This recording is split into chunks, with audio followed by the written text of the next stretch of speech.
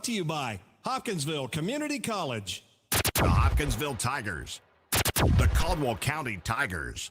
The feline battle takes place at the Stadium of Champions tonight. Caldwell County coming off a 25-14 win over Madisonville last week.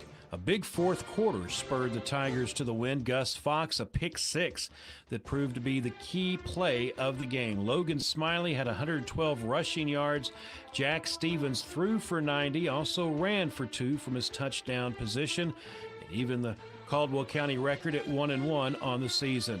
Tiger head coach Will Barnes told our Todd Griffin it's just a matter of the offense getting going at the right time. When you can win a ball game, and it's always better than losing. So really proud of our kids and just fighting all night because it wasn't always pretty, and just kept hammering away and gave ourselves a chance to win late in the ball game, and it made some plays when we needed to. So really proud of our effort.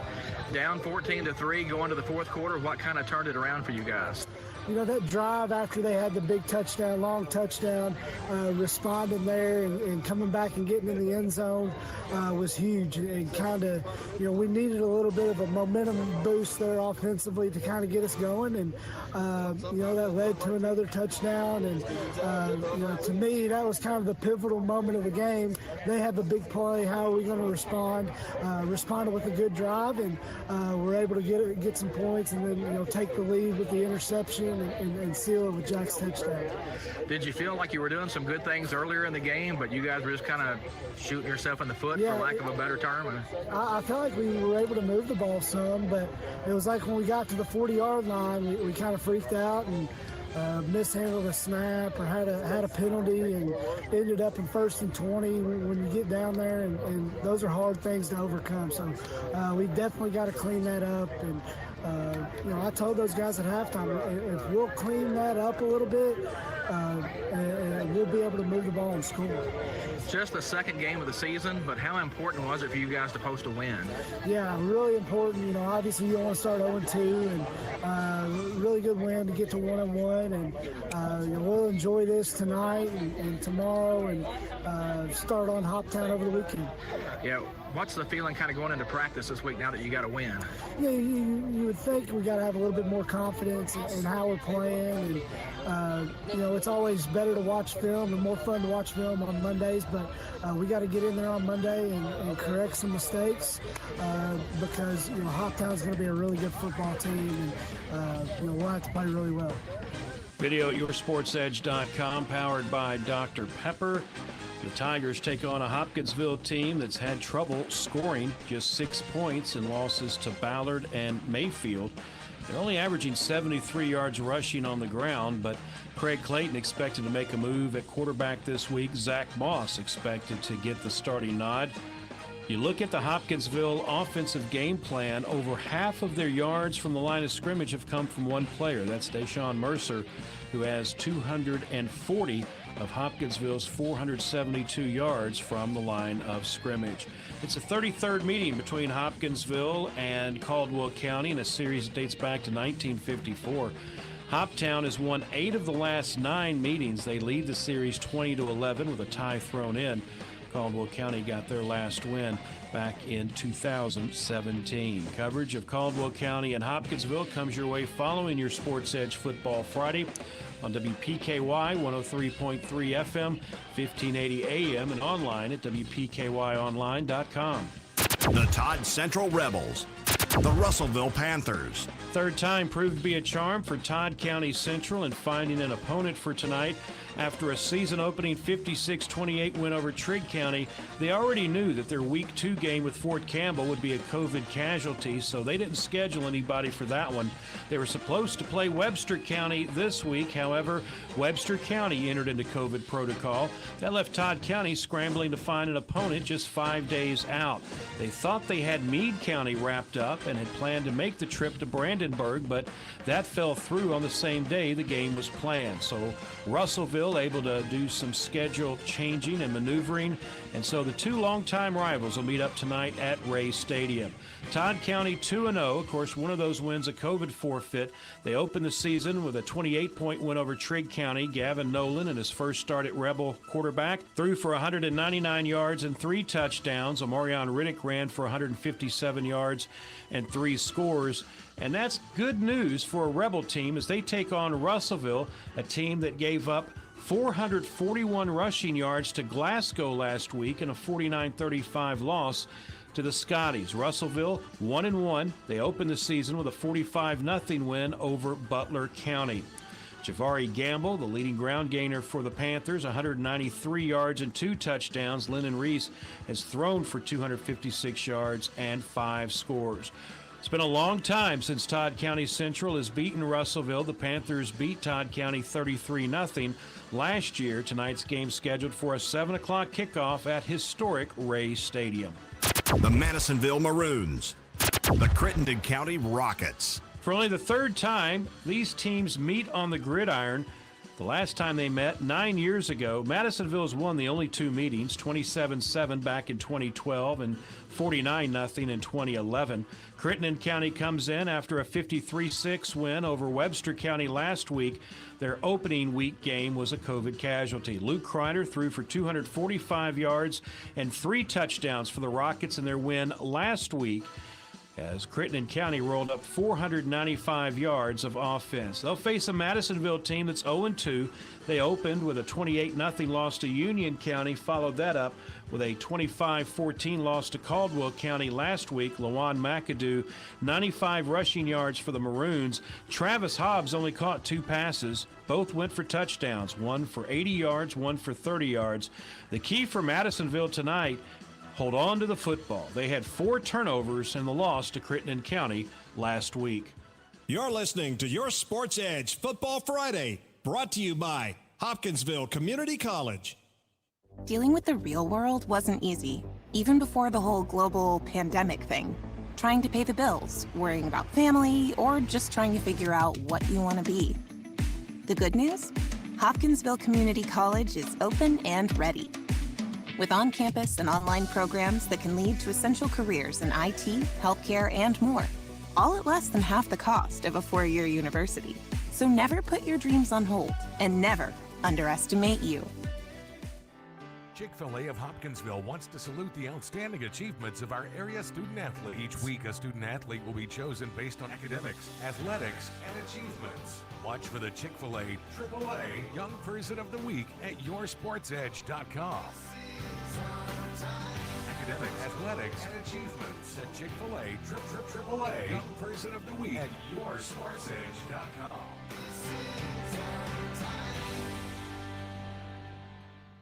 Get the care that you need to stay mentally and physically well from the convenience of your home. Health First Community Health Center is doing their part to help stop the spread. They're now offering telehealth services to keep you healthy at home. Scheduling a virtual visit with your medical or behavioral health provider is easy. All you need is a smartphone, tablet, or computer and internet access. Contact their office for an appointment at 877-667-7017. That's 877-667-7017. At Health First, your health is their first concern. Keeping you up to date is what we do with live local news every weekday. Experienced reporters staff our newsroom with over 200 years of available combined experience in local news. Alan Watts, Tammy Hancock, Ed Marlowe, John Godsey, Ann Petrie, Scott Brown, Eddie Owen, Annie Catron. Your News Edge has the largest newsroom in this area. Stay up to date with your WPKY News Edge team. Local news. Weekdays at 6:30, 7:30, noon, and 5. We continue our look at tonight's high school football slate with your Sports Edge Football Friday, brought to you by Hopkinsville Community College. The Trigg County Wildcats. The Murray Tigers. These teams have played 57 times dating back to 1939.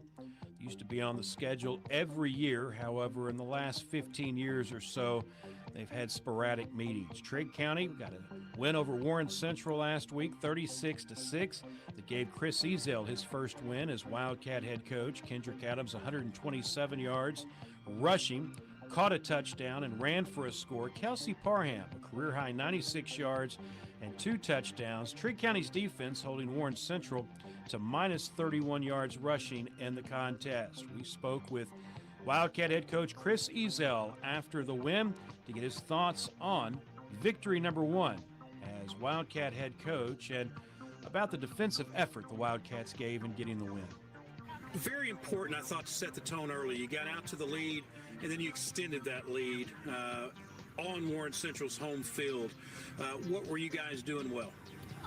Well, one, we were doing some things that we weren't doing last week, which was getting to the football, tackling when we got to the football.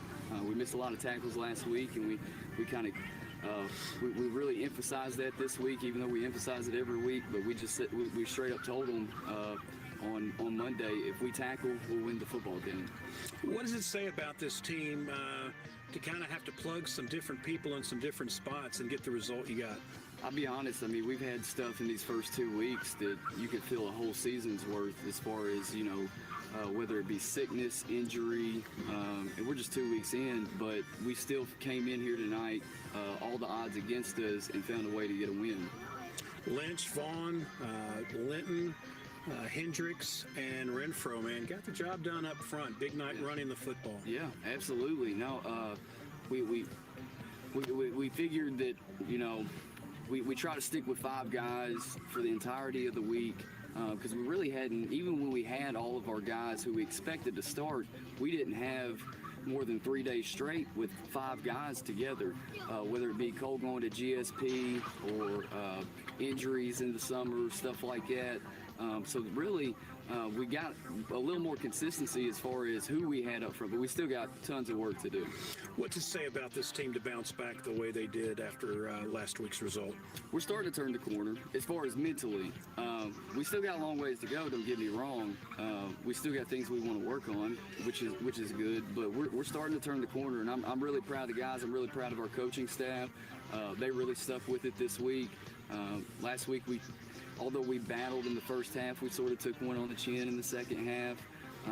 But I felt like, you know, obviously Warren Central, we're down some guys this week, but at the same time, you still got to come in and do the things to win the football game. I thought you were able to do a good job of getting pressure on their quarterback. I think 4 or 5 sacks tonight.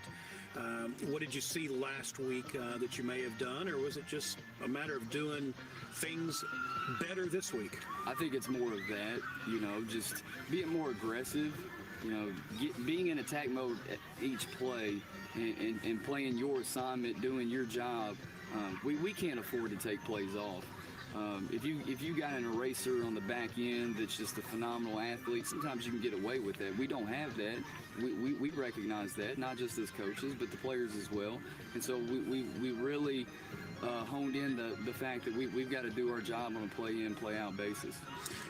With a 1-1 record, the Wildcats head to Murray to face the Tigers, who opened with a 33-27 win over Caldwell County last week. Darren Bowling makes the jump from Tennessee to Kentucky, successful coach south of the border, where he won a state title with Union City. Now brings his veer attack to Murray. They only threw 3 passes in the win over the Lakers last week. Andrew Orr, 135 rushing yards and 3 scores. Xavier Biggers added 111 yards and 2 touchdowns. The Wildcat head coach knows it's just going to be a matter of trying to stop the Murray run game in order to get a win tonight. They're going to run the football, inside veer, outside veer. They're going to, you know, some toss thrown in there as well. So they definitely got their stuff that they want to run. I'm sure that they're going to throw some formations at us and some motions and stuff like that also that we've got to be prepared for, which they're at Callaway tonight. So we'll start looking at them this weekend, and hopefully we can go ahead and put this one behind us, even though it's great to get that first win. But we've got 24-hour rule. You know, we got this one out of the way. Now let's keep moving along. Murray beat Trigg County 41-6 last year, rolling up 433 yards. They lead the all-time series 38-18. There's a tie thrown into that as well. Coverage of Trigg County and Murray comes your way following your Sports Edge Football Friday on 106.5 FM WKDZ and online at WKDZradio.com. The Graves County Eagles, the McCracken County Mustangs, The Mustangs have lost 2 games by a touchdown in each contest, losing to Paducah Tillman 35-27 and last week to Bowling Green 14-10. Pryor Lamb has led the McCracken County offense. He's thrown for 520 yards in 2 games, 4 touchdowns, and leads a retooled McCracken County ground game that's going to have to get something going tonight against Graves County. The Eagles 1-1 after an opening week loss to Mayfield. The Eagles bounced back with a 41-34 win against Paducah Tillman last week. Clint McKee, 161 yards and 2 touchdowns on the ground. Drake DeFatis, 314 yards passing and 4 touchdowns. The teams did not play last year. The Hopkins Central Storm. The Muhlenberg County Mustangs. Both teams are 1-1. However, one of Muhlenberg County's wins was a COVID win when Fort Campbell couldn't take to the field in the opening week. They came back last week, lost to Hancock County 28-8. Meanwhile, the Storm opened the season with a win over Webster County.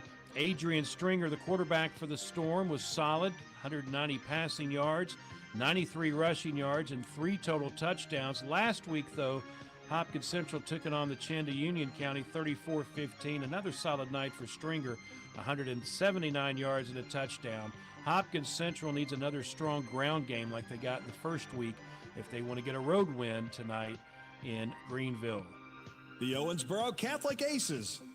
The Union County Braves.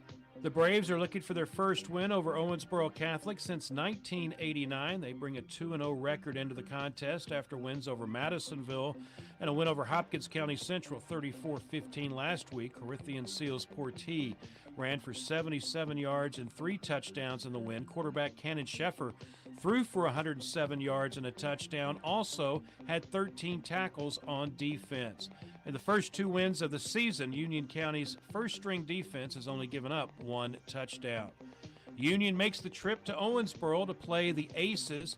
They won't win the county title this year. They already have losses to Apollo and Davis County. Last week, the Panthers rolled up 56 points in a 56-19 win. Owensboro Catholic has given up 100 points in the first 2 weeks of the season. The key player that Union County is going to have to focus on tonight, Braden Mundy, for Owensboro Catholic. 32nd meeting all time between the schools. Union County hasn't beaten Owensboro Catholic since 1989. You're listening to Your Sports Edge Football Friday, brought to you by Hopkinsville Community College. Dealing with the real world wasn't easy, even before the whole global pandemic thing.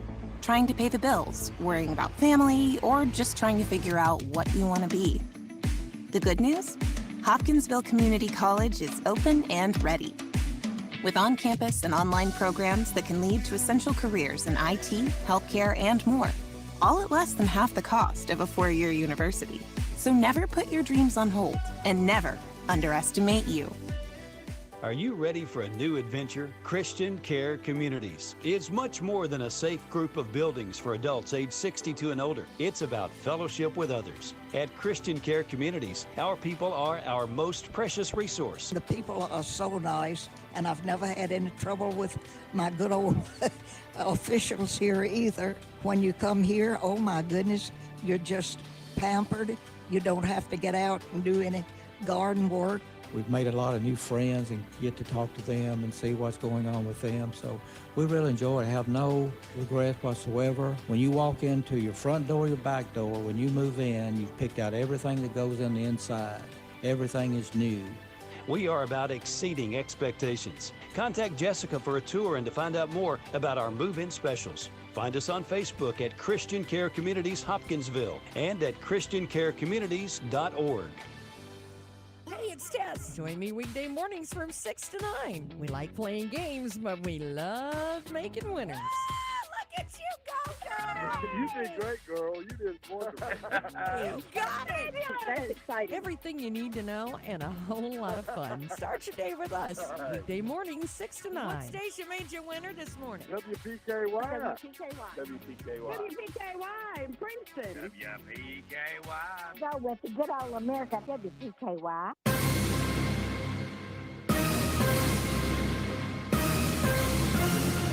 You're listening to Caldwell County Football on WPKY Princeton.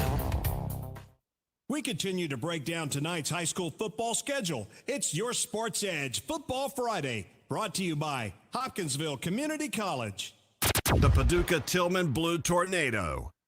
The Mayfield Cardinals. The state's second oldest rivalry renews tonight at McWright Field in Paducah.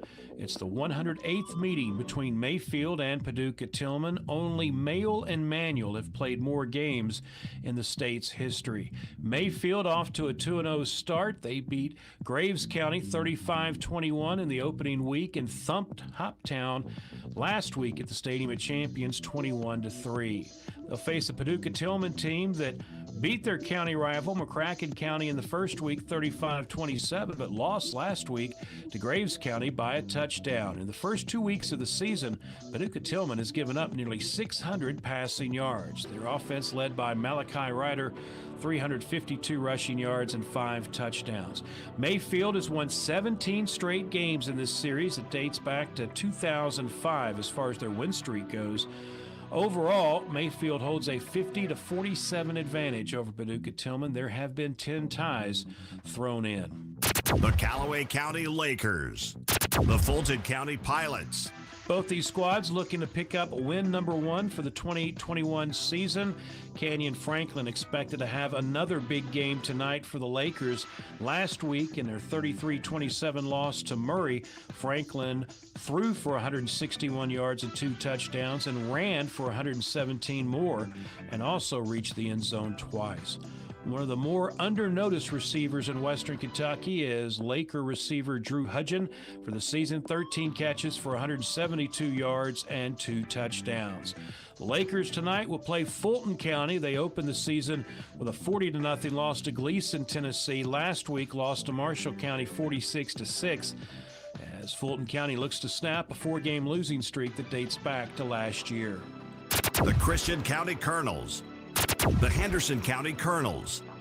These teams were scheduled to meet tonight in Henderson. However, Christian County entered COVID protocol at midweek. The Colonels 1-1 entering tonight, but they'll drop to 1-2 with the loss that will be called a COVID forfeit. Jordan Miles has thrown for 196 yards and 4 touchdowns in the first 2 games of the season. He left last week's loss to Logan County with an injury. Christian County still on track to play next week's game against Madisonville. Henderson County beat Callaway County in the opening week 31-13. They were off last week. They're going to be off again this week. They couldn't get an opponent on the schedule in time for kickoff. Henderson County will play Boyle County next week.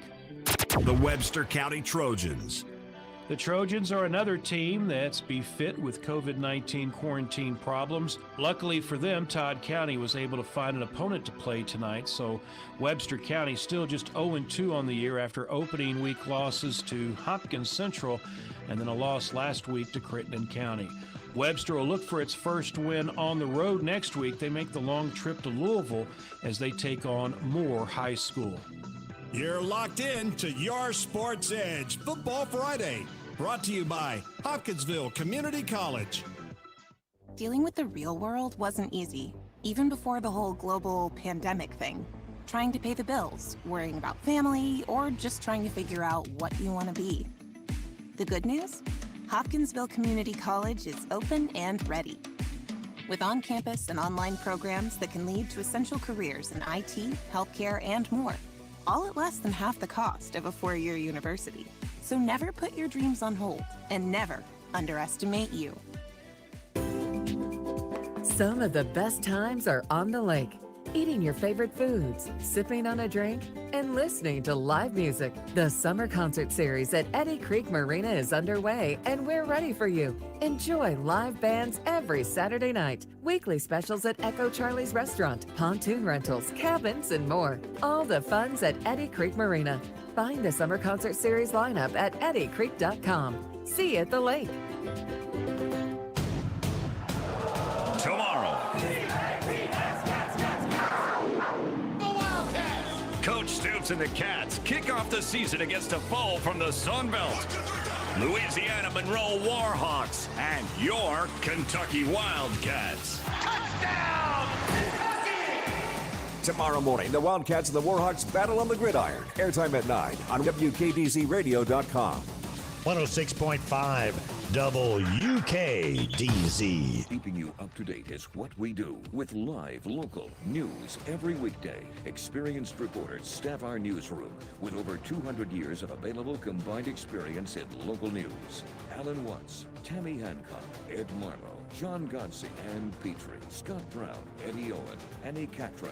Your News Edge has the largest newsroom in this area. Stay up to date with your WPKY News Edge team. Local news. Weekdays at 6:30, 7:30, noon, and 5.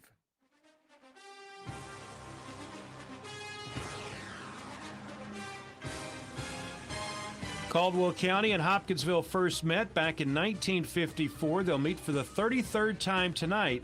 The game will be at the Stadium of Champions. Caldwell County looking for its first win over Hoptown since 2017. Our pregame coverage begins next with the pregame show on WPKY and WPKYonline.com. I'm Scott Brown. This has been your Sports Edge Football Friday. It's sponsored by Hopkinsville Community College. Coming up next, we head to the stadium for pregame coverage of the Caldwell County Tigers. This has been your Sports Edge Football Friday on WPKY 103.3 FM and worldwide at WPKYonline.com.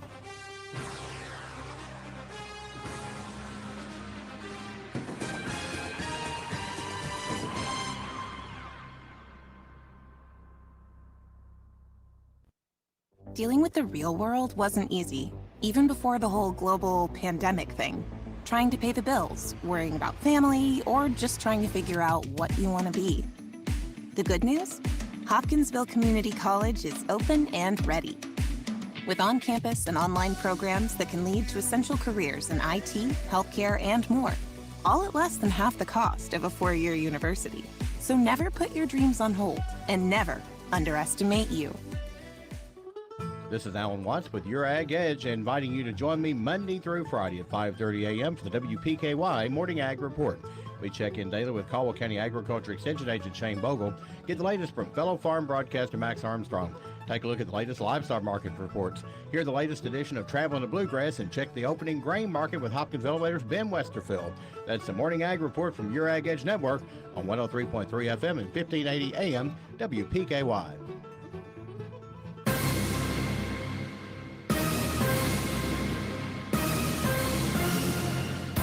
Tiger football is on the air on 1580 103.3 WPKY on your free WPKY app and worldwide streaming audio on WPKYonline.com. It's time for the Caldwell County Coaches Show on WPKY. Good evening, Tiger fans, and welcome to the second week of high school football here in Kentucky. You're listening to the Coach Will Barnes pregame interview, and tonight the Tigers are hosting the Madisonville North Hopkins Maroons at Tiger Stadium.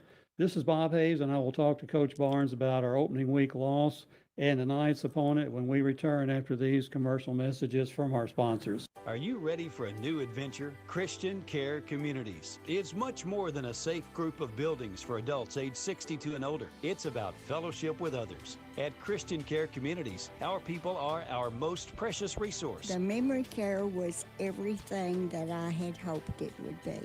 My husband went for 3 years. He loved it, and they loved him. And as a result, since he was happy, it made my life easier. And I got to do some of the events that are offered here on campus. We sold our house, moved here, haven't regretted it, because part of what you get for your purchase is you have the freedom of not having to worry about, well, who am I going to call for a plumber or electrician if I can't do it myself? We are about exceeding expectations. Contact Jessica for a tour and to find out more about our move-in specials. Find us on Facebook at Christian Care Communities Hopkinsville and at christiancarecommunities.org. Life is filled with moments. Moments we share with those we love, worry about, and strive to protect the most. At Woodman Life, we provide life insurance and retirement products to help protect you and your family so that you can enjoy all the moments to come. This is Josh Ray, your local Woodman Life agent. Come see us at 1009 West Main Street or give us a call at 365-6111. Certain eligibility and age restrictions apply. Woodman of the World Life Insurance Society, Omaha, Nebraska. Hey, it's Jess. Join me weekday mornings from 6 to 9. We'll get you ready to start your day with sticky notes and local, regional, and national news updates at 6:30 and 7:30. Complete Weather Edge forecast, jump in the Wayback Machine, birthdays and anniversaries at 7:30. Catch up with Community Calendar and cover local issues, events, and even share the love with Coffee Talk at 8 a.m. Everything you need to know and a whole lot of fun. Start your day with us at 1580 103.3 WPKY. Good luck to all our Tiger athletes this season. From the Armory Gun Shop, go Tigers. Give it your all. Welcome back to the interview. Will, you've had a week to assess the Tigers' play against Christian County, and what positives have you taken from that assessment? We were able to, run the ball there late first quarter into the second quarter, and then really the rest of the game, even with some guys that had very limited varsity experience. So that was very encouraging, and hopefully something we could build on going forward. And obviously Logan Smiley did a lot of really good things in the backfield, and was kind of Some of the best times are on the lake.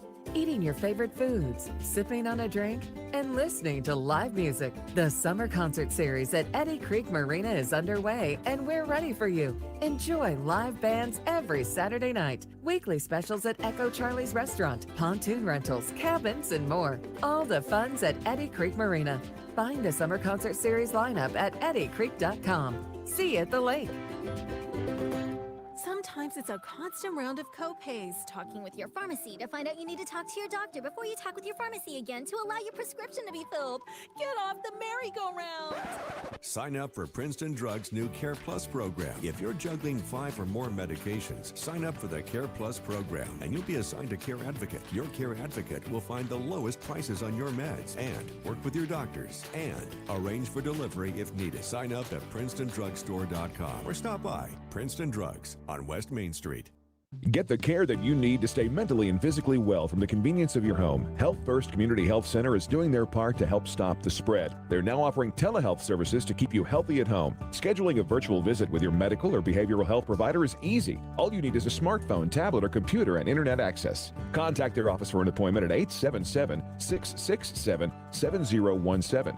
That's 877-667-7017. At Health First, your health is their first concern. Raider Auction Company is excited to cheer on all the Tiger athletes this season. Go Tigers from Raider Auction Company. For a delicious meal, try Kay's Kitchen in Princeton. They have great home cooking, just like Mom and Grandma used to do. Enjoy cook-to-order breakfast every day, all day. Daily lunch specials include favorites like open-faced roast beef, grilled chicken tenderloins, country fried steak, smoked pork chops, and catfish and shrimp on Fridays. All your favorite veggies, too. And don't forget Kay's homemade desserts. Open Monday through Thursday, 5 to 2, Friday, 5 a.m. to 8 p.m., and Saturday, 5:30 to 11. Kay's Kitchen, 501 North Jefferson Street, Princeton, 1 block from the courthouse. You Ride in Princeton just might buy your vehicle. They are always looking for quality inventory. So if you would like to sell yours, talk to the nice folks at You Ride. Whether you're looking to buy or sell, You Ride is here. They are hometown proud and here to deliver the same great customer service they always have. Stop by or call for an appointment with one of their sales specialists. Call 270-365-3018. On-the-lot financing is available. You can even apply online at yourideSales.com. You Ride on the Marion Road in Princeton. Hometown proud. When we say Classic hits. we mean 50 ways to leave your lover. You just slip out the back, yeah.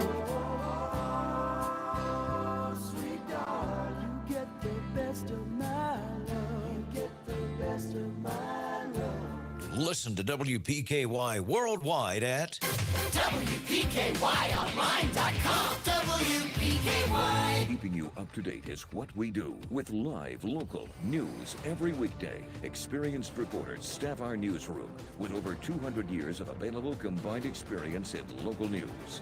Alan Watts, Tammy Hancock, Ed Marlowe, John Godsey, Ann Petrie, Scott Brown, Eddie Owen, Annie Catron. Your News Edge has the largest newsroom in this area. Stay up to date with your WPKY News Edge team. Local news. Weekdays at 6:30, 7:30, noon, and 5.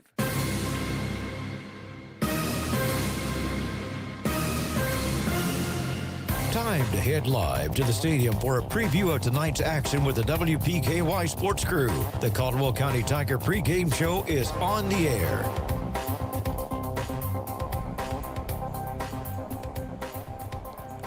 And good evening, everybody. Welcome to Hopkinsville, Kentucky, and the Stadium of Champions. Tonight, the Caldwell County Tigers take to the road for the first time this season, taking on the Hopkinsville Tigers. We're going to take a quick break, and when we come back, we'll get kicked off with the Farmers Bank pregame show. That's next here on your home for Tiger football, WPKY. You can always expect great things at Planters Bank. When we say expect great things, what we're really saying is Planters Bank is here to provide the financial services you need. Planters Bank believes in the strength of our community and is a full-service financial institution. Our employees have a true passion for helping our neighbors, and it shows. See Jake Pepper and the rest of the Planters Bank staff at 208 North Jefferson. Planters Bank, member FDIC and equal housing lender. Get into shape and feel good at Trilogy Performance Sports. Trilogy offers a wide range of family-friendly classes as well as personal training, yoga, gymnastics, sports training, cardio, and weightlifting. Trilogy has something for everyone. Trilogy now offers an app with online workouts, live classes, nutrition tracking, and more. Search Trilogy Performance Sports in your app store. Use sign-up code 1824. For app info and more, follow them on Facebook. Goodwin Insurance Agency and Woodall Agency have great news. Effective January 1st, they have joined forces to provide even more options for all your insurance needs. Together, they provide the best prices and coverage from top-rated insurance companies and insure all lines of insurance. See Tori Hammett or Fred Foltz or go to insurewithgoodwin.com for more information. Don't pay too much for your insurance. Let them shop for you and save today. Because during this extremely difficult time in healthcare, many are afraid to go to the hospital or the doctor's office. Some folks may miss the opportunity to have Pennyroyal Hospice help them through the most difficult of times. As a family member, you can refer your loved ones for the additional care needed at end of life without a hospital or doctor's visit. Pennyroyal Hospice. It's about living to the fullest.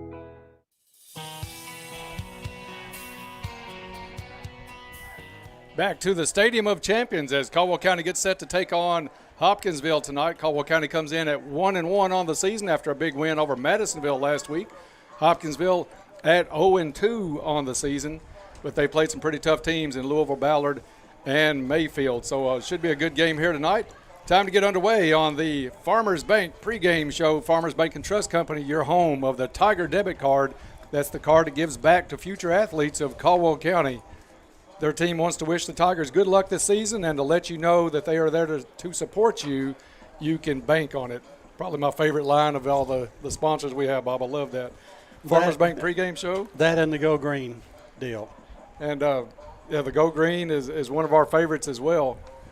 Hopkinsville and Caldwell County tonight. We are at the Stadium of Champions, a beautiful stadium to come to on a beautiful night. We got that first little taste of fall coming in this week, a little bit cooler nights, humidity lower, nice clear night. Temperature should be, by the time we finish this one up, well into the 60s.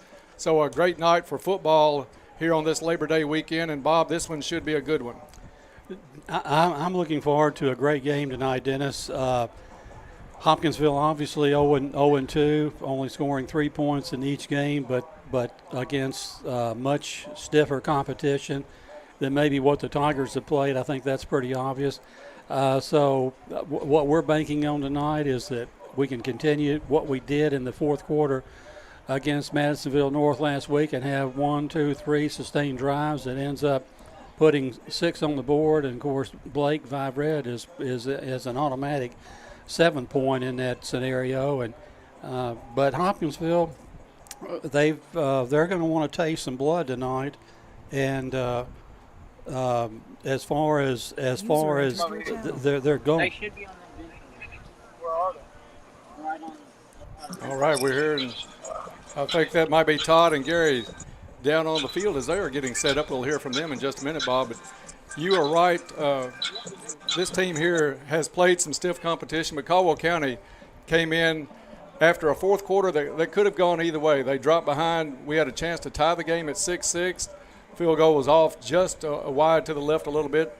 They turn around and score on their first play of the next possession, and Caldwell finds themselves down 14-3. Now you've got a team that only scored 3 points in the first game, 3 points through 3 quarters of the second game, and they find themselves down late to Madisonville.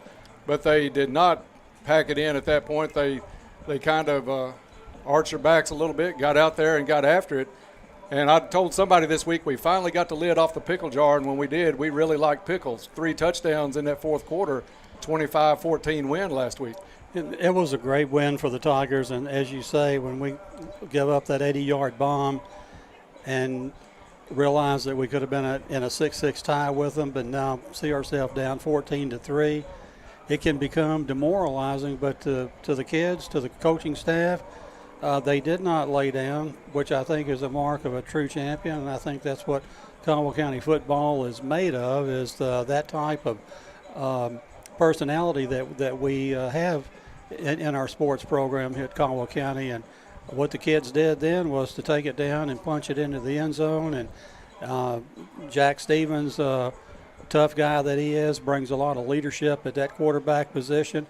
Logan Smiley's running extremely well the first two games. Maybe a little bit tougher for him tonight, but you never say never, and I'm sure that we'll see a running attack. And if we can, what we don't want to do is get into behind the chains, so to speak, with 2nd and 12, 3rd and 14, right, something like that. So the kids, I think, are up. The JV team won Monday night against Trigg.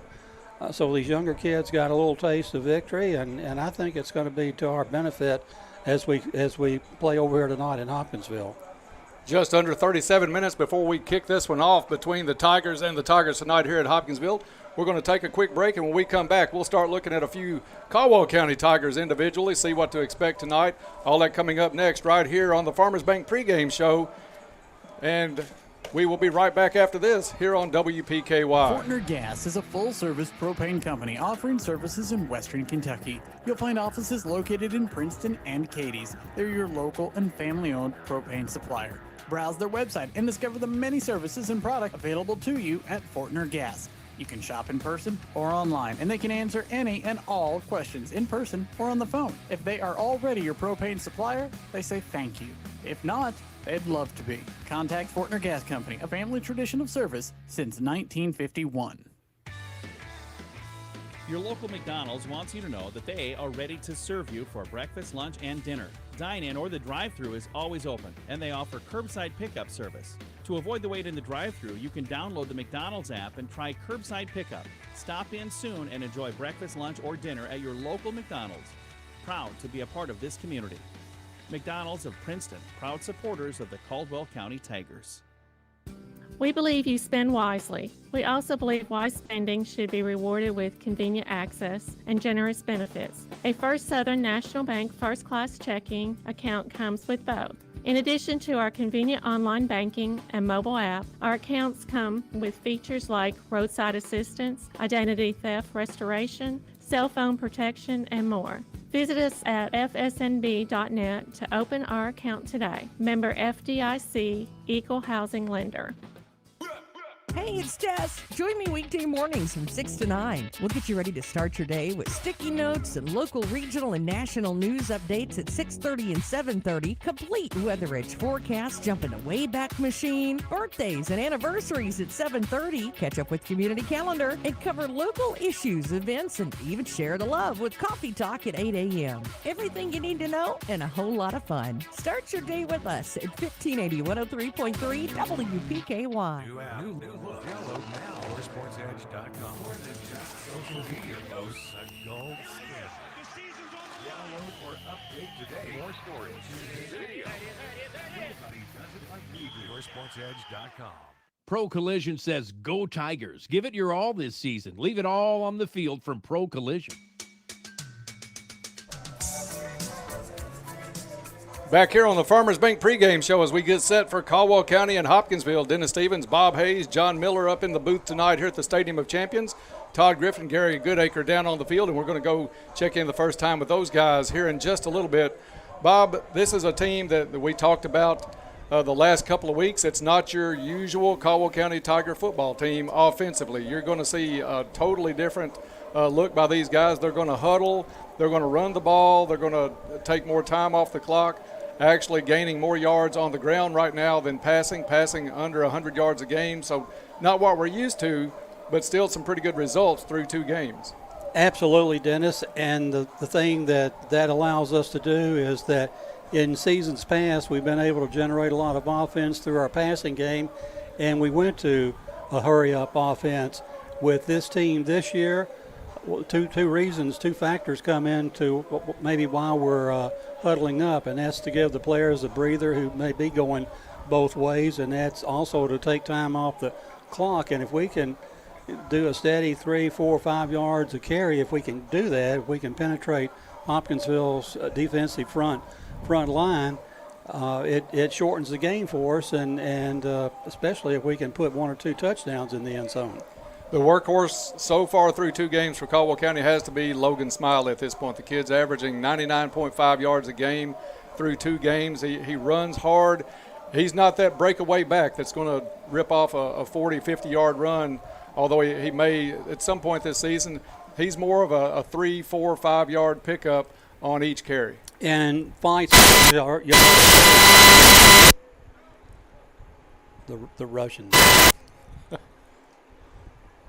And he fights for those yards too, Dennis. And the thing that you worry about, because I think Hopkinsville is probably more physical than Christian County or Madisonville North, is that we hope he doesn't take a lot of punishment early on, which will slow him down in the second half. But he's averaging over 20 carries a game, and as you say, 99.5 yards a game in his first 2 games, and that's just going to make the passing game a little bit more effective, I think, in that I don't know that we're going to be able to throw the bomb like we normally have been, or even the 25, 30-yard passes over the middle.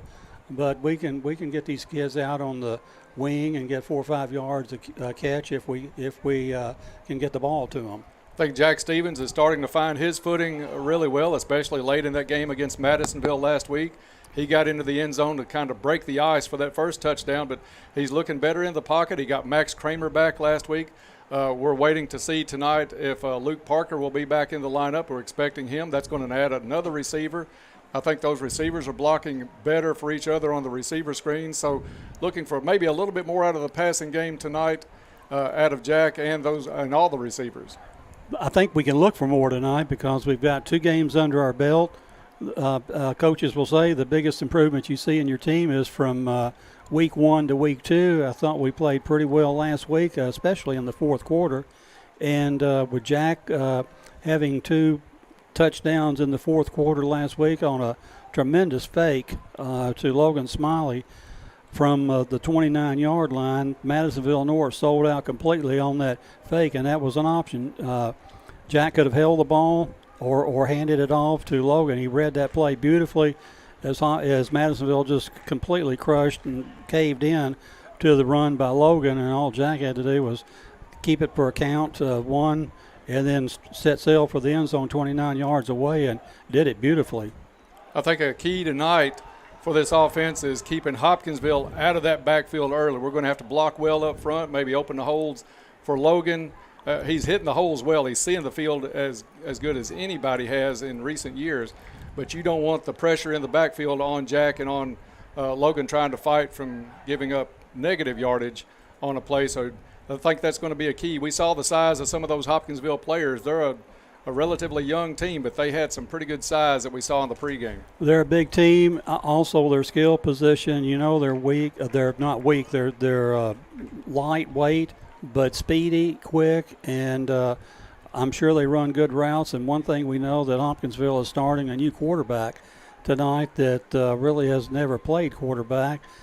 So that's something that whether he comes out hot remains to be seen. But the other thing that Coach Barnes told me in his pregame interview that last week Elijah Shaheen did not play a single down on offense. So he was totally relegated to the defensive line. Some of the other kids, Drew and Angel Long, played a little bit in the offensive line, and we were able to get a couple of those offensive linemen back from game 1. So Last week we got 27, 28 kids on the field to play, get experience, and I think that has to help us tonight. Yeah, I think he's licking his chops after seeing the stats where Hopkinsville is only picking up 10 yards a game on the ground, not a carry, a game on the ground because of so many sacks and teams being able to get into that backfield. 28 minutes before we kick this one off, we're going to take a break, and when we come back, we'll go down to the field for the first time tonight with Todd and Gary. So stay tuned for that. That's next on the Farmers Bank pregame show here on WPKY. Trice Hughes has been serving Western Kentucky for over 60 years. Their experienced sales force, ASE certified techs, and all the friendly folks at Trice Hughes have worked to become your family's exclusive automotive dealer. The home team that's kept our families safe on the road for generations. From work to play and everything in between, your home team has what you need. Stop by and drive the difference. Our home team, Trice Hughes, Highway 91 North in Princeton. Hey guys, it's Kelly Capps with Farmers Bank. Buying a home can be stressful, and I'm sure you have many questions like what's a good rate? What type of loan is right for me? I'm here to walk you through the process.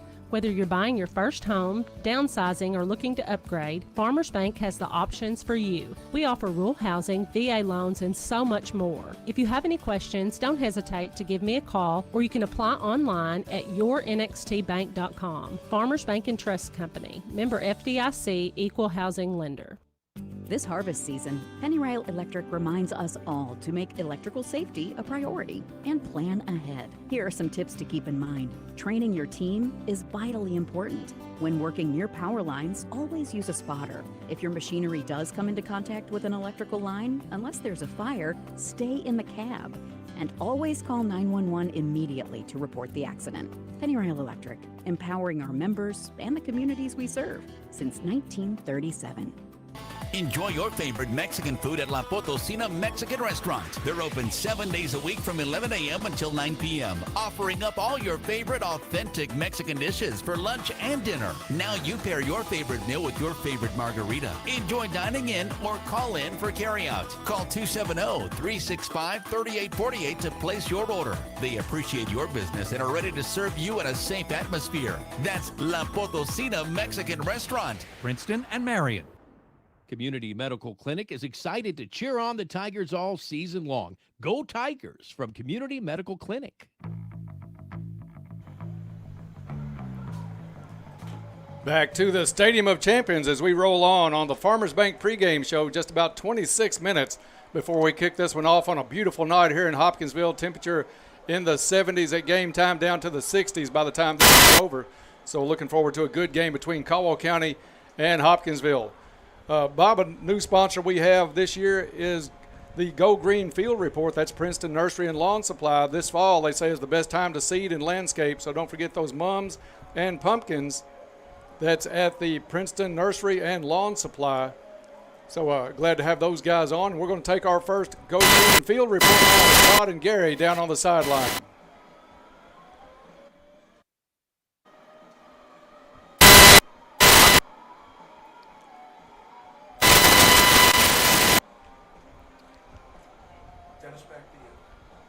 All right, we'll see if we can get in touch with Todd and Gary down on the sideline as we continue here on the Farmers Bank pregame show.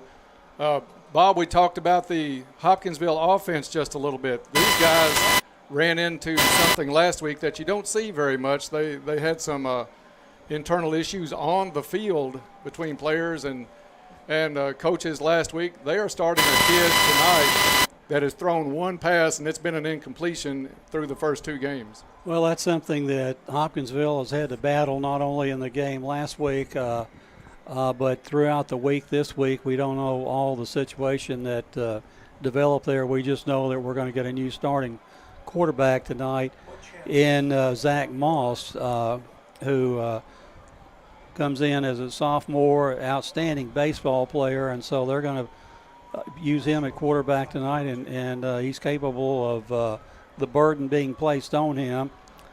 But you just wonder under actual game conditions exactly how he's going to react. But a good baseball player that he is, I'm sure he'll react accordingly with the skills that he's got. So that's going to be something that may play into our hands. We've got a great defense. Our defense is – really stood up through the first 2 games. They've been on the field a lot. The first week they really played shorthanded. A lot of kids going both ways. Last week, like you said, Elijah Shaheen, probably one of the premier defensive players in our district or region for that matter, didn't have to play any offense. So you've got kids like that are focusing just on the defense. You got a new quarterback for Hopkinsville. So this may be one of the years that we really look like, hey, we're going to come in here and not only play hard, we're looking for a win tonight. We are looking for a win, and to get back to what I heard this week when I was talking to Coach Barnes, is that we had they nominate a lineman of the game award. In the first game, it was won by Connor King. Last week, it was won by Drew Davis, who had an exceptional game last week with a block punt, several tackles. In fact, the front 3 defensive players last week for Caldwell County amassed a total of 27 tackles. So you can see they were playing, had the game under control at the line of scrimmage, and we've got to win the line of scrimmage tonight, both offensively and defensively, to be able to win this football game. 22 and a half minutes before we kick this one off here on the Farmers Bank pregame show, as we are still working on getting Todd and Gary on the line here for us to have the Go Green report. I want to tell you about our friends at Farmers Bank and Trust Company. That's the home of the Tiger debit card, the card that gives back to future athletes of Caldwell County, and we appreciate those guys being on with us this season for the new pregame sponsor. Bob, a weapon for Caldwell County that we don't mention as much as we maybe should is Blake Bobrett. The kid has a leg. He comes out in warm-ups hitting well over 50-yarders in warm-ups every week. So that's a weapon that we could use on down the line. You get in a close game and you need that field goal. I think Coach Barnes has full confidence in sending him out on the field for a 40, 45-yard field goal attempt. I think that he does, Dennis. And in this game, unlike maybe the first 2 games, where this is a much stronger opponent, points may be at a premium tonight, so we may want to get those 3 or 6 points on the board or 9 points from his leg. And the other thing about the Hopkinsville quarterback, he is also Hopkinsville's field goal kicker, number 6, I think. My paper's out of your way. Number 6 is Zach Moss. He's their field goal kicker, and so far this year, he is 2 out of 3 from field goal range, as well as what Luke is. Luke is 2 out of 3. So those situations develop that if the sledding gets hard up and down the field goal kickers may really play a big role in this game. Yeah, we can pick you up now, Todd. Oh, hey. Go ahead, buddy. You and Gary, go ahead. All right, we're down here on the sideline then, getting ready for tonight's game, Caldwell County and Hopkinsville. And Gary, we talked last week before the Madisonville North Hopkins game that, they kind of had 2 teams trying to find themselves. I think even though we're in week 3 now, we're kind of in that same situation here. Well, we had a fourth quarter that really got our team going when the season was not looking great, and a couple of defensive plays, 2 interceptions, 2 rushing touchdowns by Jack Stevens, and things look a lot better. Hopkinsville has played 2 quality opponents and nothing to show for it, but Hopkinsville's got the talent. They're going to have some personnel issues with the quarterback position changing this week, but basically that's by week 3, you're still looking, and I believe that we need to see where we are in this measuring stick game. We've got 2 schools coming up that are a little bit more our size with Crittenden and Union, and then district play. So I want to see us put a good showing up and get the offense going and roll into the district play in about 3 weeks with some momentum. We have a fantastic night to play football over here at the Stadium of Champions. I think Dennis mentioned earlier, temperatures in the 70s, a little overcast, a little cloudy over here, but this is perfect weather for football. Low humidity. To watch football for sure. Oh, yes. And what I think this is going to do is going to help us because we're starting to get more people settling into 2-way roles, a little bit more than we've used to in the past. And as the season goes on, if this temperature continues and we have, of course, better conditions conditioning, through practice, I think that we're going to be able to play some people more two ways, and they'll be effective longer. And that's going to be key because right now we need the best personnel on each side to play. And I think we've got some linemen that are going to have to do double duty. A big night in Hopkinsville tonight for Caldwell County sports. Not just the Tiger football team over at the Stadium of Champions, but over at the Sportsplex tonight. The defending second region champion Lady Tiger volleyball team is playing over there. They'll see 4 matches of pool play and then another one after that. So still undefeated at this point. Well, what I like about this team is that they lost some really good seniors, but what Daniel Courtney's got going on is development. And I will credit him in his volleyball program. He is always looking 2 to 3 to even 4 classes ahead. And what I want to see out of this volleyball program is a good showing at the Plex, because you're going to see a varying styles of teams. And if you don't know volleyball, there are styles of play. Some teams attack more. Some teams are service-based. Some are just going to try to wear you down defensively. And this is what you need to do to get ready for All-A. They punched their ticket to Richmond. And these 3 weeks or so before we go to Richmond, we're going to need to see what style is best going to be effective for us progressing as far as we can in the tournament. Lady Tiger is playing Community Christian out of Paducah right now over at the Sportsplex. They'll play Christian Fellowship School a little bit later on tonight. 2 more pool plays in the morning, pool play games in the morning against Trigg County and Heritage Christian Academy of Hopkinsville, and then they'll pair the teams up based on where they finish in their pool for another game. So 5 matches for the Lady Tigers there. And, Caldwell County's football team able to get a win last week. We hope they begin a streak here tonight. Speaking of streaks, there are some more streaks going on here tonight as well. I still guess I'm in 4th place in consecutive games. I'm at 281 going back to the 3rd game of the 1997 season. But, Todd, you are getting close to the 400 club. You are at 395, is that correct? 395, yeah. At 3rd place. And tied for 1st, the Superfans, the Phelpses, at 404. And they have a grandson on the coaching staff. Right, Mitchell. Mitchell Harrelson is helping out, and he's got a great positive attitude for these young men, and he can relate. And I like to see all these former Tigers back on the sidelines. You see Aggie, you see Josh Young, you're seeing Matt Wilson. I mean, these are the people who bridge the gap for the young guys to see people in their 20s that still know the game and can communicate, but show the maturity of how to transition into these roles. I think it's going to be big that we have these young men in the Caldwell County football coaching program. The Phelpses right now sitting in the front row over here, getting ready for the game tonight. Tigers and Tigers here at the Stadium of Champions. That's going to wrap up our first segment from the field. Dennis and Bob, back up to you guys. All right, thank you, Todd, for that. And Gary down on the sideline, the Go Green Report brought to you tonight and every night. So we love that going on down on the sideline. And Todd, one other little streak that's going on tonight, Craig Clayton going for his 300th win in his career. Oh, yeah, that'll be big.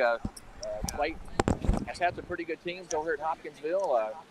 Usually we're pulling for him, Dennis, but tonight I got to go with the blue and gold. Yeah, I hope he gets it next week, that 300th win, and we wish him well next week. 15 and a half minutes before we kick this one off tonight between Caldwell County and Hopkinsville.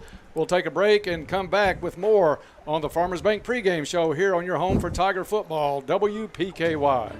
At Caldwell Medical Center, our transitional care patients receive the same care as they would in a skilled nursing facility, including physical, occupational, respiratory, speech therapies, and more. Every situation is unique. We help our patients reach their personal goals for independent living, all delivered with the care and compassion our patients deserve. Right here, close to home. For more information, visit caldwellmedical.com. Yeah, we're going to be one more before. It'll be a while, though. Yeah, you got one. Great news. Effective January 1st, they have joined forces to provide even more options for all your insurance needs. Together, they provide the best prices and coverage from top-rated insurance companies and insure all lines of insurance. See Tori Hammett or Fred Foltz or go to insurewithgoodwin.com for more information. Don't pay too much for your insurance. Let them shop for you and save today. Your local McDonald's wants you to know that they are ready to serve you for breakfast, lunch, and dinner. Dine-in or the drive-thru is always open, and they offer curbside pickup service. To avoid the wait in the drive-thru, you can download the McDonald's app and try curbside pickup. Stop in soon and enjoy breakfast, lunch, or dinner at your local McDonald's. Proud to be a part of this community. McDonald's of Princeton, proud supporters of the Caldwell County Tigers. You Ride in Princeton just might buy your vehicle. They are always looking for quality inventory. So if you would like to sell yours, talk to the nice folks at You Ride. Whether you're looking to buy or sell, You Ride is here. They are hometown proud and here to deliver the same great customer service they always have. Stop by or call for an appointment with one of their sales specialists. Call 270-365-3018. On-the-lot financing is available. You can even apply online at youridesales.com. You Ride on the Marion Road in Princeton. Hometown proud. Tomorrow, Coach Stoops and the Cats kick off the season against a foe from the Sun Belt, Louisiana Monroe Warhawks, and your Kentucky Wildcats. Tomorrow morning, the Wildcats and the Warhawks battle on the gridiron. Airtime at 9 on WKDZRadio.com. 106.5. Good. How's it going? WPKY. Ready to keep tackles tonight. Yeah, good. Black We got Patch you set Grill up over says, here. "Go Tigers! Good luck this season."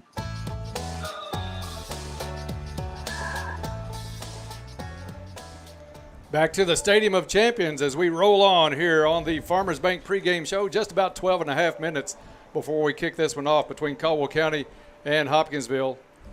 And Bob, the injury report was lengthy the first week. It's getting better and better as we go along. Injury report, of course, brought to you by Caldwell Medical Center. Caldwell Medical Associates Orthopedic Clinic is your one-stop shop for orthopedic care to get you back out on the field. Our skilled team of providers have the experience and knowledge to treat and diagnose a wide range of orthopedic services. Caldwell Medical Associates is a proud sponsor of Caldwell County Athletics. And Bob, we had several players come back last week that played their first game and looking even better tonight.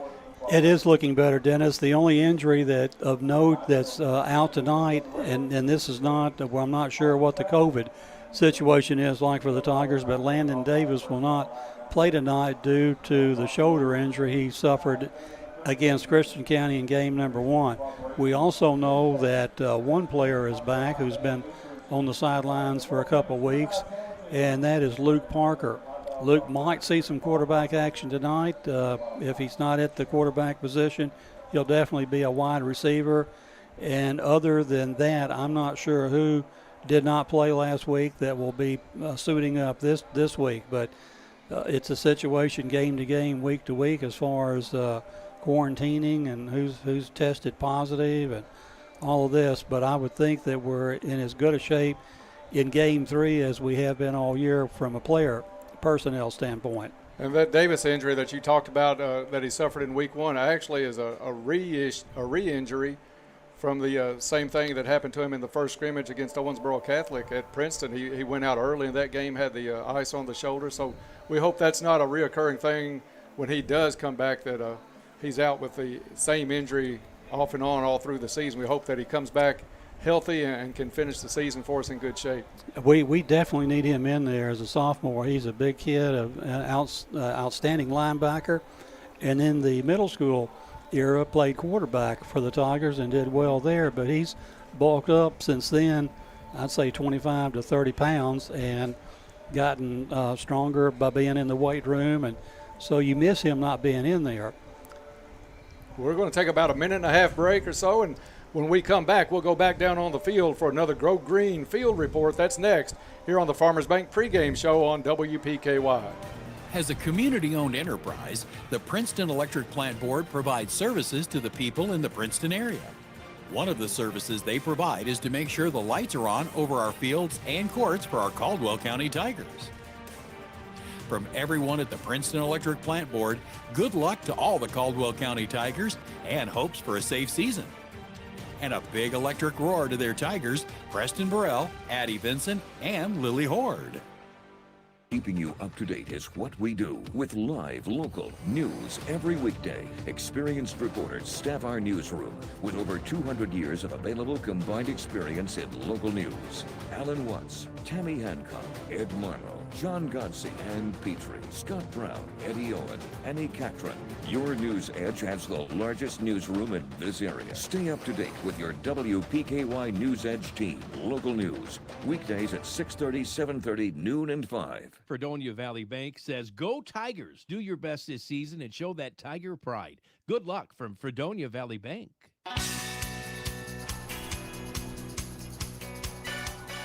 Back to the Stadium of Champions. 9 minutes just under before we kick this one off between the 1-1 Caldwell County Tigers and the 0-2 Hopkinsville Tigers. Time now to go back down to the field with tonight's Go Green Field Report with Todd and Gary.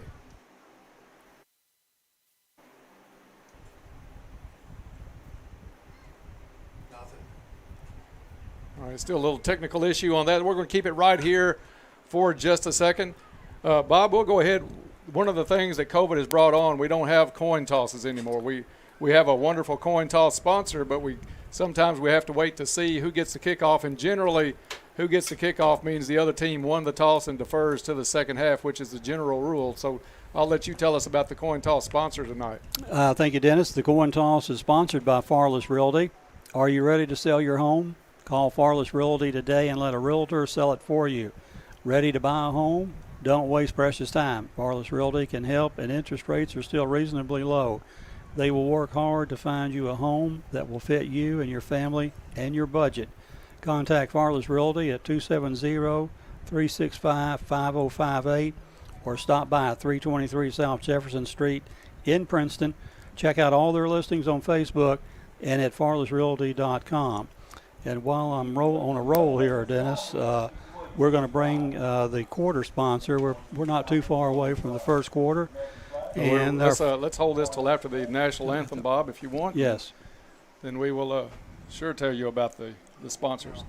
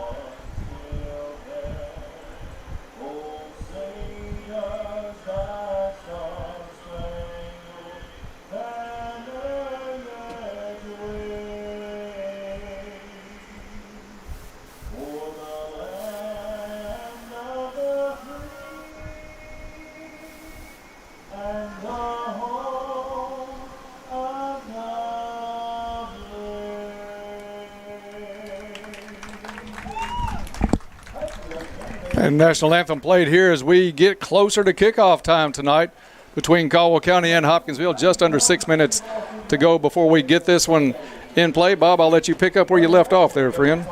Okay, thank you, Dennis. The first quarter is going to be sponsored by a company that's been with us a long time in basketball and football and baseball, Cozy Living.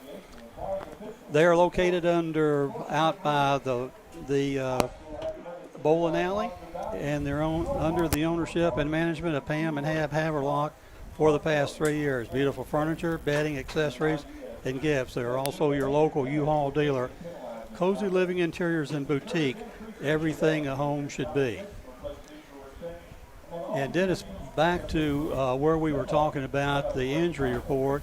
We've got kids that have one game under their belt, which was probably last week, so maybe these kids were out the first week. Jameis Carnahan, C.J. Cowan, Landon Davis only got in the first game, did not play last week.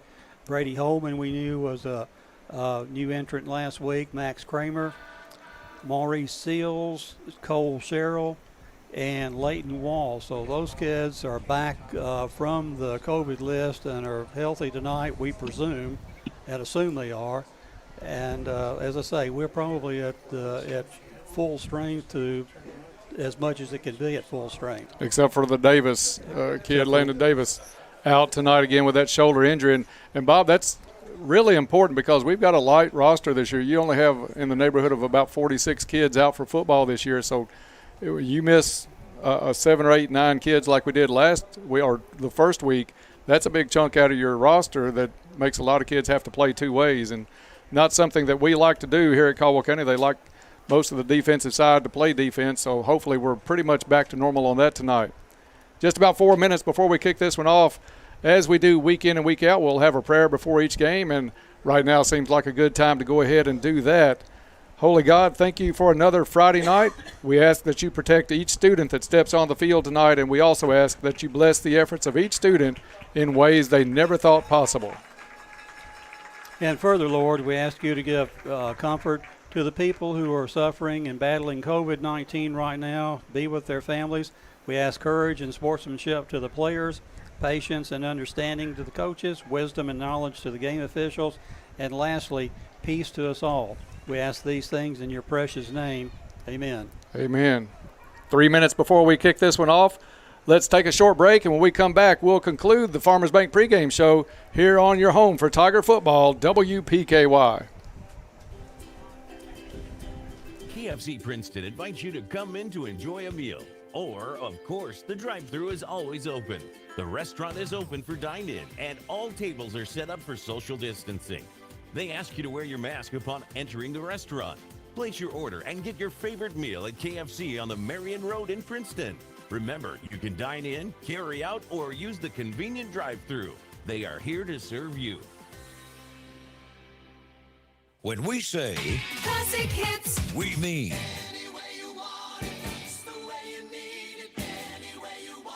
add to the bone. Band on the run. Band on the run. listen to WPKY worldwide at WPKYonline.com. WPKY. Good luck, Tigers. Have a great season. From Treasures Remembered.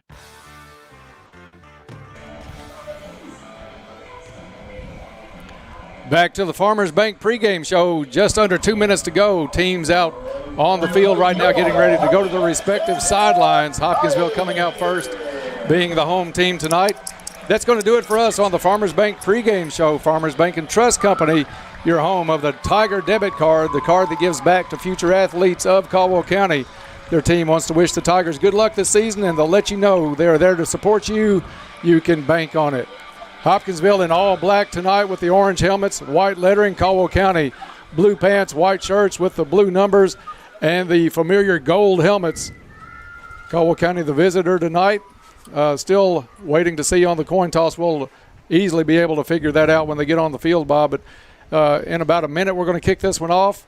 I'm looking for a close game tonight if we can handle the speed that Hopkinsville always brings, either around the edges or up the middle, and keep them out of that backfield early. If we can handle the speed, Dennis, speed kills, as they say, and so that's one of our concerns tonight. I'm sure the coaching staff has addressed this week, and we're here at this beautiful Stadium of Champions. We're up high, 78 steps to be exact from field level to get up at this point where we are. Looking across the field, Caldwell County probably with 100 people in the stands, and not a whole lot of people here from Hopkinsville. No, I think we have about as many as Hopkinsville, to be honest with you right now. It's a beautiful night. Temperature in the 70s here at game time. Should dip into the 60s before it's over. Field looks great. That's one thing. The Stadium of Champions has a beautiful field, always lined, so pristine. It's pretty easy to pick up ball marks on this field. So one of the things we like about coming here year after year, and word is that this may be a turf field in the future when the schools combine, so that'll be even nicer to look at for a football game. Really will, and this will, if turf does replace this is one of the better grass fields in the Western Kentucky. And just looking out onto the field, Caldwell County will be kicking off, so we assume that they won the toss and deferred, and Caldwell County will be kicking off going. Hopkinsville will be going right to left on your radio dial when they field the kickoff. And I'm going to turn it over right now to one of the best play-by-play men in Western Kentucky, my friend Dennis Stevens. Thank you, Bob. I really appreciate that. Looking forward to this one.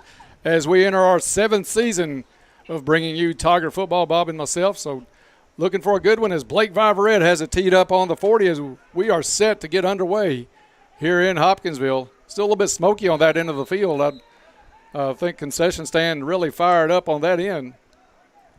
Viverette approaches, low line drive kick, bounces at the 18, fielded with a knee down at the 9-yard line. I thought for a second, Bob, they were going to let him get up and run, but the back judge came in, stopped that one, and Hopkinsville will take over in pretty poor field position from their own 9-yard line. And we'll see right off the bat what Hopkinsville's offensive strategy is. One of their better receivers is number 1, Desjuan Mercer, who is probably now starting his 3rd year. He's a junior at that position, and we get our first look at the quarterback, Zach Moss, who has really limited experience at the quarterback position. No Jesse on the field tonight. He's doing his thing in the University of Louisville, so some new faces on the field tonight for Hopkinsville, especially at quarterback, as Moss. He goes under center, movement on the far side. Whistles are going to blow early in this one, and it's going to be Hopkinsville on the jump. That'll back them up to their 4-yard line. And that's something else you have to be concerned about is with a new quarterback and his cadence, how they pick that up, and obviously one false start already. Absolutely, great point. Mercer in the backfield. Wide receivers, 1 each on each side. Mercer's going to be in his own end zone. As Moss will go under center.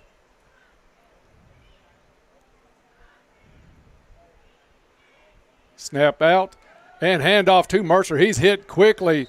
Doesn't even get to the 5-yard line, driven back by a whole host of Tigers. And we can assume the front 3 involved in that would be Angel Long, Shaheem, and Drew Davis. Yeah, Davis hit that hole quick, as well as number 52, Angel Long. So it's going to be 2nd down and long. I think they lost a yard on the play, back to the 3-yard line. Moss again under center with Mercer in the backfield. 2 receivers setting out to the far side, 1 near side. Handoff to Mercer in the backfield, tries to go right. Held from the back and brought down.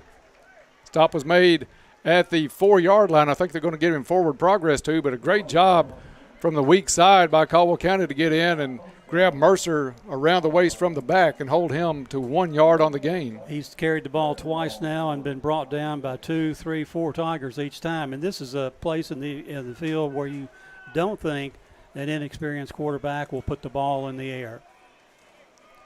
Hopkinsville, another team that goes to the huddle. You're seeing that a little bit more at the high school level than in the past. Everybody went through their spell of the spread offenses. 2 receivers each way. Empty backfield for Moss. Throws over the middle high and intercepted at the 9-yard line. Caldwell County back the other way. Touchdown Tigers. Number 22 with the interception is Billy Wallace. Moss's pass was a little bit overthrown and behind the receiver. It went off his hand, and Wallace was there to pick it off and take it to the house. Touchdown Caldwell County. That score coming with 10:25 left to go in the first quarter. Probably about a 9-yard interception. I think I saw him pretty plainly pick that one off right at the 9. So Blake Viverette will come out onto the field to try the extra point attempt. Whistle blows before the snap. I think that may be against Hopkinsville. And this is what we saw them do over here, I think, a couple times in years past. Absolutely. Because, I mean, if you make the extra point, they wave it off and you have to kick it again. Extra point is brought to you by Gather on Main for breakfast, lunch, or dinner and everything in between.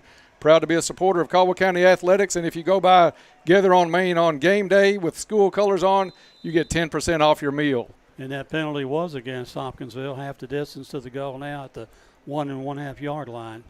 Jack Stevens to hold. Viverette sets up. Be a chip shot from about, 13 yards? Probably. Low line drive. It is good. He gets it across the crossbar. So with 10:25 left to play in the first quarter, Caldwell County with the early lead, 7-0. Back after this on WPKY. Trace Hughes has been serving Western Kentucky for over 60 years. Their experienced sales force, ASE certified techs, and all the friendly folks at Trace Hughes have worked to become your family's exclusive automotive dealer. The home team that's kept our families safe on the road for generations. From work to play and everything in between, your home team has what you need. Stop by and drive the difference. Our home team, Trice Hughes, Highway 91 North in Princeton. This is Alan Watts with Your Ag Edge, inviting you to join me Monday through Friday at 5:30 a.m. for the WPKY Morning Ag Report. We check in daily with Caldwell County Agriculture Extension Agent Shane Bogle. Get the latest from fellow farm broadcaster Max Armstrong. Take a look at the latest livestock market reports. Hear the latest edition of Traveling to Bluegrass and check the opening grain market with Hopkinsville elevators Ben Westerfield. That's the Morning Ag Report from Your Ag Edge Network on 103.3 FM and 1580 AM WPKY. Herb Hayes Furniture and Mattress wishes all the Tiger athletes good luck this season. Go Tigers. Give it your all from Herb Hayes Furniture.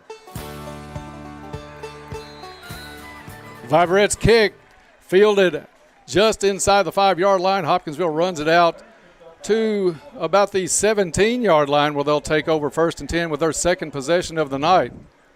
Nice kick by Viverette.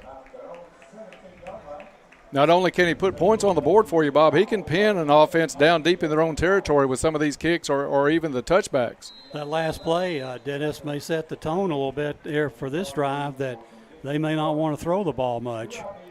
And reminder, Hopkinsville has a brand new quarterback. The kid has only thrown one time coming into tonight. Name is Zach Moss, wears number 6 for Hopkinsville. He goes under center, one receiver each side. Moss keeps it himself, and he's going to be thrown for a loss back to the 11-yard line. I wish I could see that number from here. It was a solo tackle. I think that is number 22 again. Is that Billy Wallace? Billy Wallace already having a great game early in this one. The sack back to the 12-yard line. And here's a player, Dennis, Billy Wallace, hadn't had much action up until this year, and because they've had to throw people into the mix like Gus Fox, Billy Wallace, he's playing well. And growing every week, getting much better. We saw that with Gus Fox last week with the pick 6. Hopkinsville is going to go out of the shotgun. Moss takes it deep back. His Mercer takes the handoff, and not much there, maybe a yard on the carry. Caldwell County's defensive line really closing the holes. Number 52, Angel Long, in on the tackle for Caldwell County. Ball spotted at the 13. It's been a group effort so far on the tackling. 2, 3, 4 Tigers in on every play except for Billy Wallace's solo stop 2 plays ago. 3rd down and 14 as Caldwell County has the defense on the field, trying to stop Hopkinsville again. Moss under center. Snap is fumbled in the backfield, ball loose, and it looks like Caldwell County recovers. We'll try to get the number as they come up, but another turnover for Hopkinsville. I think that was maybe number 10, Isaiah Joyner. We'll check with Todd if we can get those microphones working down on the sideline. And again, kind of Hopkinsville start like Caldwell had last year. Can't get anything going. Yeah, you remember last year Caldwell County found themselves in the hole 21-0. I don't know if they had a possession before then or not. We had not run a play. We'd fumbled 2 kickoffs. Stevens keeps it himself, goes up the middle, pick up inside the 10-yard line. We mark it at Second down coming up for Caldwell. Mark it at the 10. Caldwell with a little more urgency now. They are going to mark that right at the 10. Gain of 3 for Jack on that play brings up 2nd and 7 for the Tigers. Trip set out to the right. Single receiver far side is Kramer. And whistle blows. Flag down. They're going to call Caldwell for a jump on the line. I didn't see anybody move, but apparently the official on the far side did. I think some movement maybe out of one of the receivers, the way he said they did on the sideline. It's going to back them up to the 15-yard line. So it'll be 2nd down and 13 now for the Tigers. 7-0 Caldwell County as they look to tack on after another Hopkinsville turnover. Stevens takes it, rolls to the left, turns it up the sideline, flag in the backfield. Stevens dives inside the 10, but a flag as he went around the corner on the far side. That's going to be a hold against Caldwell County. So the Tigers kind of their own worst enemy here on this drive as they picked up the fumble, but a couple of penalties are going to back them up again. We want to be sure, Dennis, we keep this in field goal range. That was Angel Long on the recovery on that fumble. They're going to mark it at the... Still walking it back. And it's going to be back to the 27-yard line. 2nd down and 25.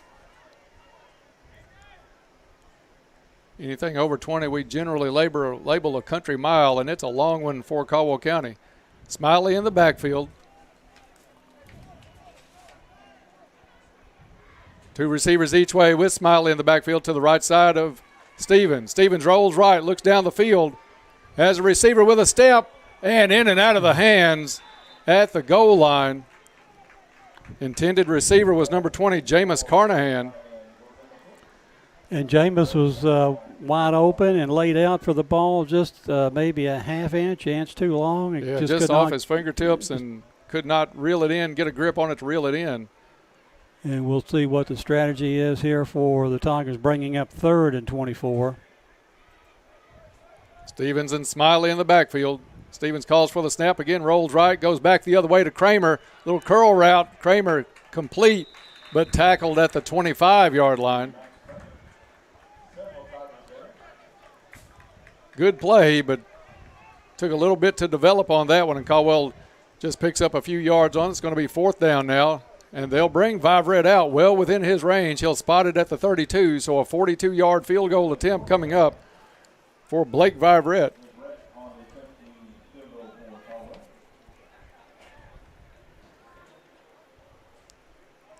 Snap is back and down. Kick is up. It's got the distance.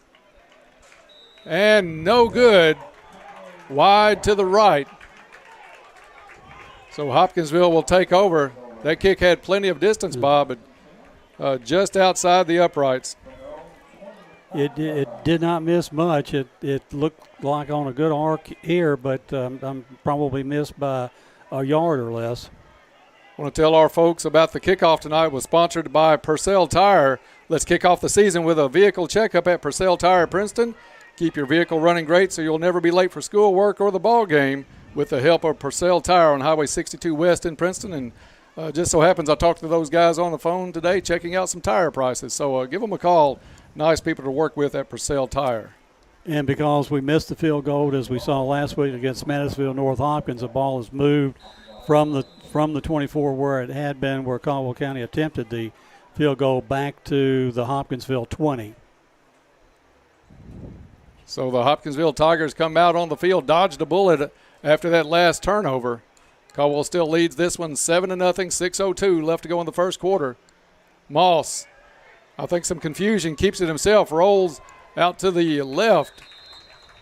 Flag in the backfield as a collision between Kramer and one of the Hopkinsville players down the field drew some attention. We'll see what the call is on that. I think Moss wanted to hand off. The back went up the block, and Moss was left with it. Either that was a well-designed fake or he was left on an island out there, Dennis. And I think they're going to pick the flag up. Max Kramer kind of questioning that call a little bit. 2nd down coming up after a 4-yard pickup by Moss on the play.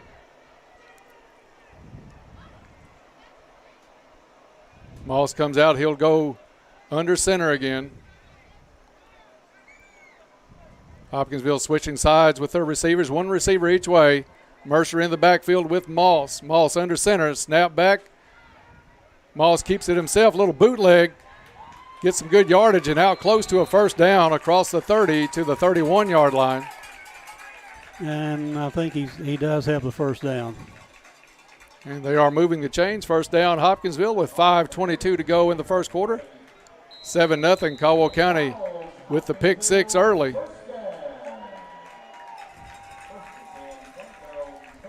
So Moss, you think he's got some speed, obviously, a good athlete. I think they're trying to get him settled into the game a little bit before he starts throwing the ball some after that first interception was taken back to the end zone.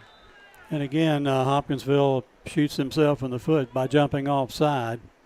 Again, that's that cadence count, anticipating something that did not happen.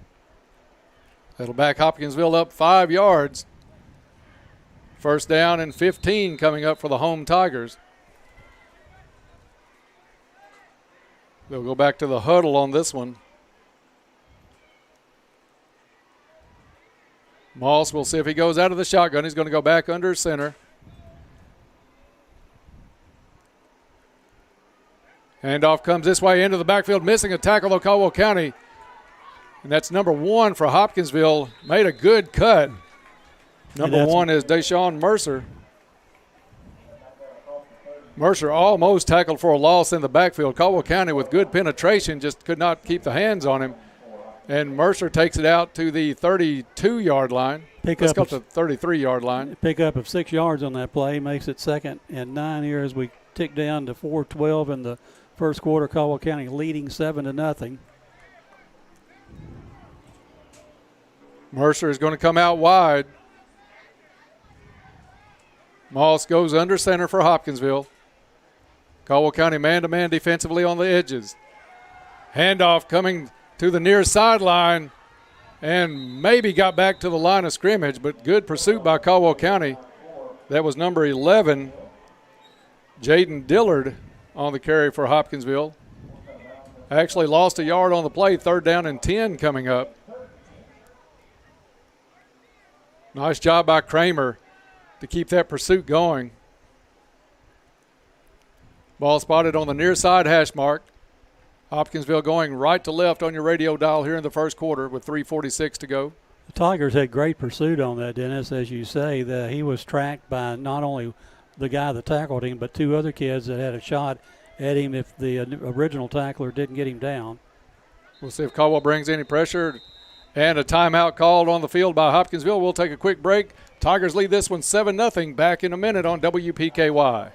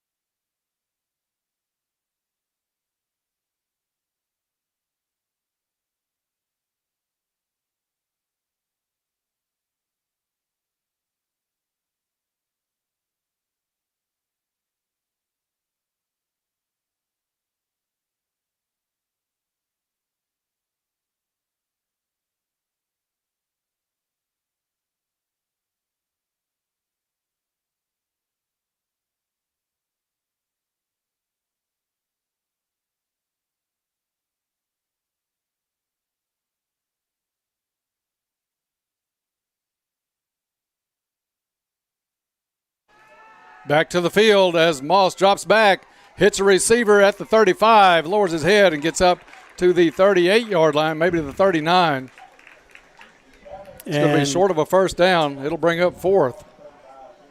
That timeout brought to you by our friends at Travis Construction and Concrete. For all of your construction and concrete needs, it's Travis Construction and Concrete. It's 4th down, a long 2, short 3 for Hopkinsville, but maybe they'll drop back into punt formation. Moss out of the shotgun this time. Does have a leg, a little pooch kick, and sends it down the field. It's going to bounce at the 26, take a Hopkinsville roll all the way back inside the 15, still rolling, and down to the 13-yard line where the Caldwell County Tigers will take over 1st and 10. 3 minutes on the clock, 7-0 Caldwell County with the early lead in this one. And again, so far, Hopkinsville with only 1 first down here in the first quarter. Caldwell County maybe with no first downs, Dennis. So it's a defensive struggle as we thought it might be. Caldwell County started out this game great, had the interception and return by Wallace. Picked up a fumble recovery also down near the goal line for Hopkinsville, but couldn't cash in on that one. Now Stevens has the offense out. Behind him is Smiley. Smiley takes a handoff, tries to find a hole, and doesn't get back. I think they're going to throw him for a loss back near the 11-yard line. So Smiley, we thought might have some tougher yardage tonight. You had some pretty good size on that Hopkinsville defensive front. And you're going to have probably the most quickness, I would say, Bob, that we have faced all season long so far in this early season. Their quickness is going to close that hole pretty quick, as happened on that play. Lopsided line on the left side, rather. Whistles blow, and they will stop this one. And they're saying Caldwell County jumped. That'll back them up to the 6-yard line. And that's our third penalty of the game, Dennis, and we certainly don't want to fall into that trap. Ball now is going to be marked at the 5-yard line. They'll give him to the 6. And second down and long coming up for the Tigers. 2nd and 18 for the Tigers. As the clock winds down to 2 minutes and 22 seconds to play here in the first quarter. And another timeout on the field. We'll take a quick break and be right back. Caldwell leads this one 7-0 on WPKY.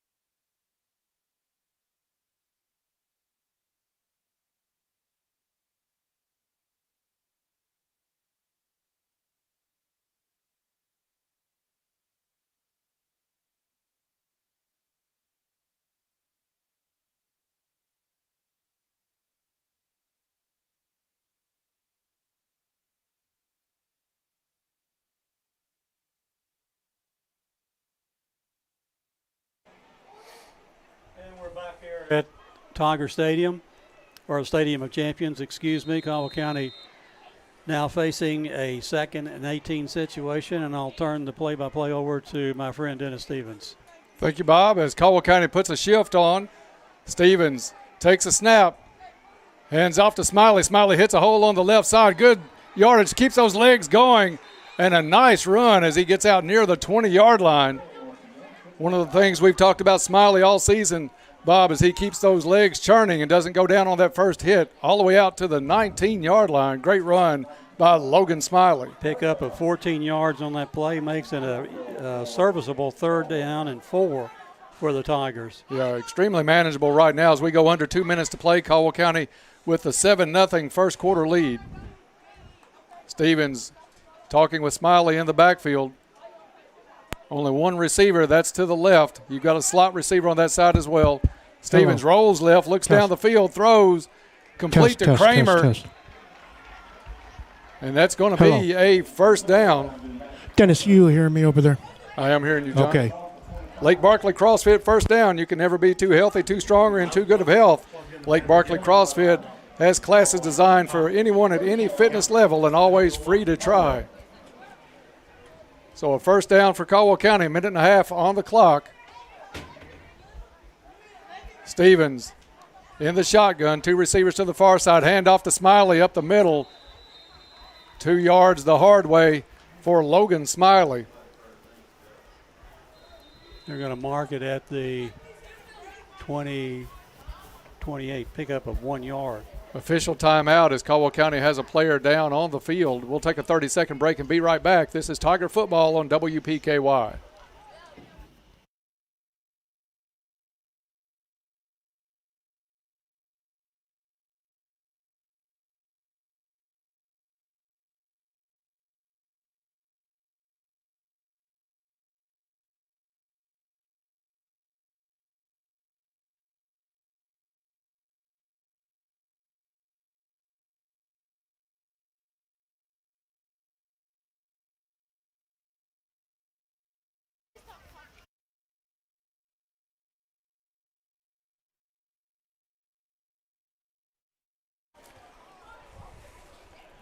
Back to the Stadium of Champions. We've got 1:21 left in the first quarter. Caldwell County leads this one 7-0. Still a player down on the field. Let's see if we can go down and get a Go Green field report with Todd Griffin about the injured player. She may not be back yet. And we'll keep it right here. John, that injured player looked like Gus Fox, was able to walk off the field. Not a warm night here. Still what you would expect maybe in September, a little cooler, so cramping should not be an issue. Let's try the field report again with Todd. I'm here. We got the field.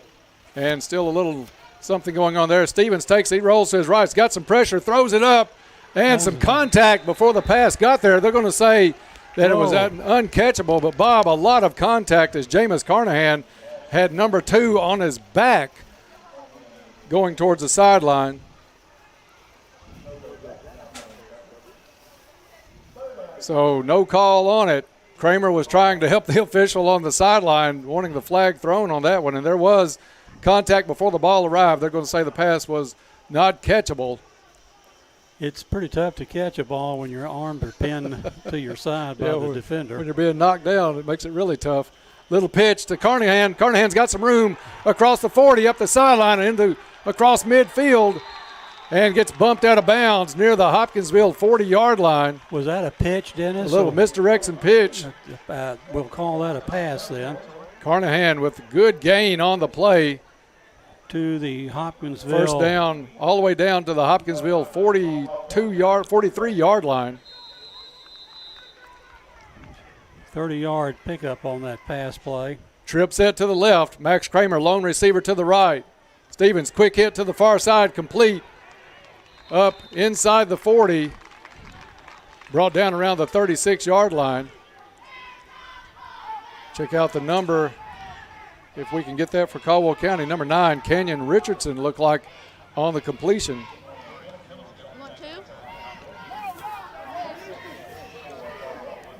So Caldwell County moving the football well. Here as we tick down, we don't know if we'll get a playoff here toward the end of the quarter. 8 seconds left on the clock. Stevens looking to the sideline. I don't think Caldwell County is going to snap the football. 3, 2, 1. Hey, can you guys hear me now? Got you now, Todd. We're going to get you right after break, brother. Thank you. Yeah, we'll take a break and be right back. At the end of one quarter, it's Caldwell 7, Hopkinsville nothing. Back after this on WPKY.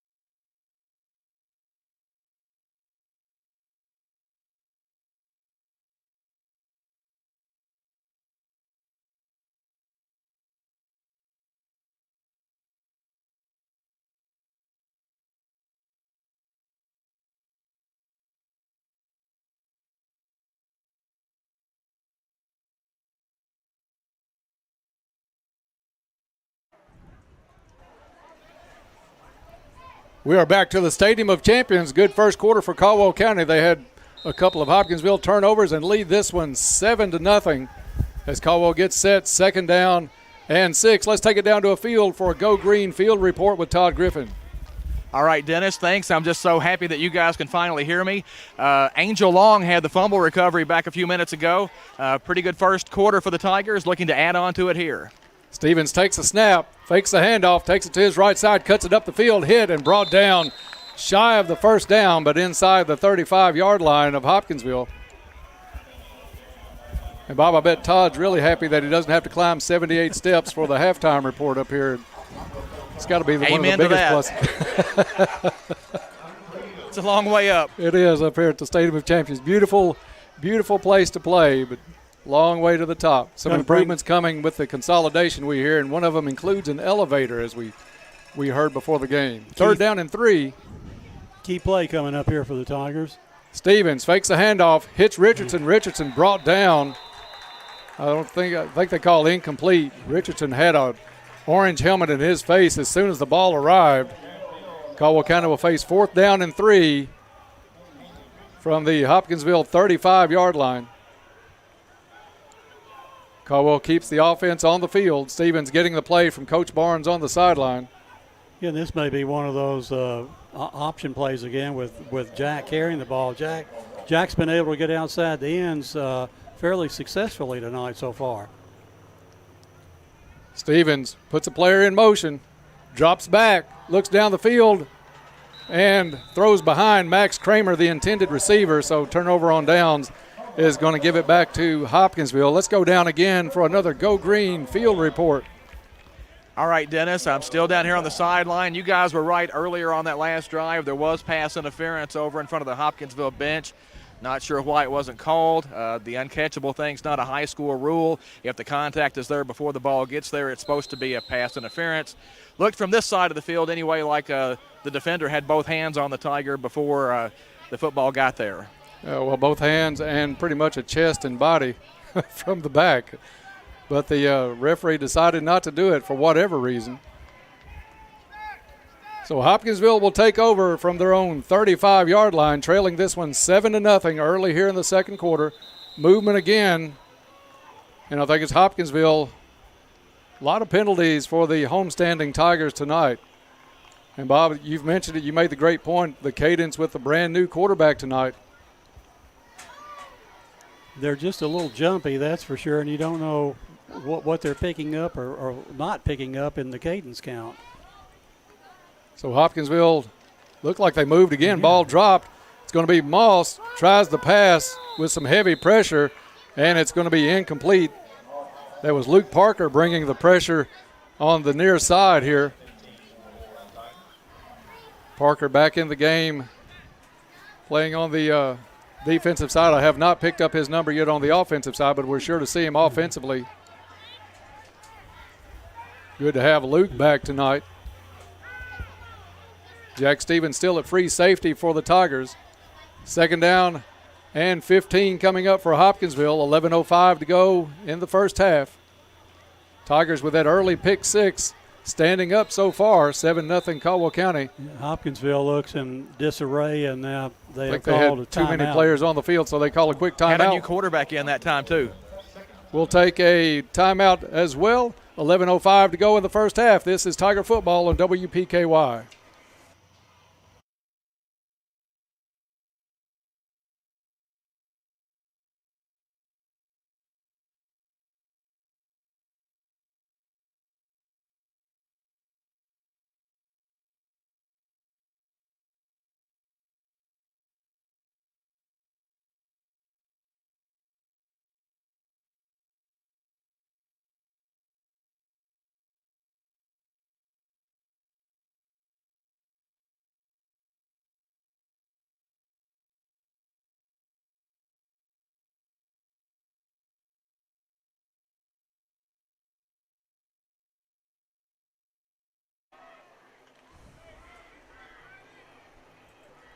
Back to the Stadium of Champions out of that Travis Construction and Concrete timeout. 11:05 to go in the first half. Caldwell with a 7-0 lead. And, Todd, you were saying something about a new quarterback before we went to break. Yeah, they've got a new quarterback out there now, Dennis. Is it number 4, Todd? It's number 1. Number 1, that's Mercer in at quarterback, keeps it and gets out across the 35 to the 36-yard line. They've gone to the Tiger package, I'm sure. It's Deshaun Mercer, a 5'10 junior, 165, and some speed. They're going to leave him in out of the shotgun. 2 receivers on the field, 1 each way. Now empty backfield with Mercer. Mercer keeps it, tries to get outside, hit in the backfield, and not quite finished off, still on his feet, picks up about 4 yards out to the 40-yard line. Caldwell County had some pressure in the backfield with number 55, Davis. Just could not bring him down. He had him pretty well wrapped up, but Mercer slipped for another 2-3 yards, but it's going to be 4th down for Hopkinsville, 6 yards to go. So obviously a punting situation for Hopkinsville. And they bring Moss back out. They don't have him deep for a punt. They have him kind of at a shotgun depth. But he is going to pooch kick it. Caldwell County put nobody back. It's going to be a nice kick, landing at the 18 and bouncing all the way. It's on the goal line.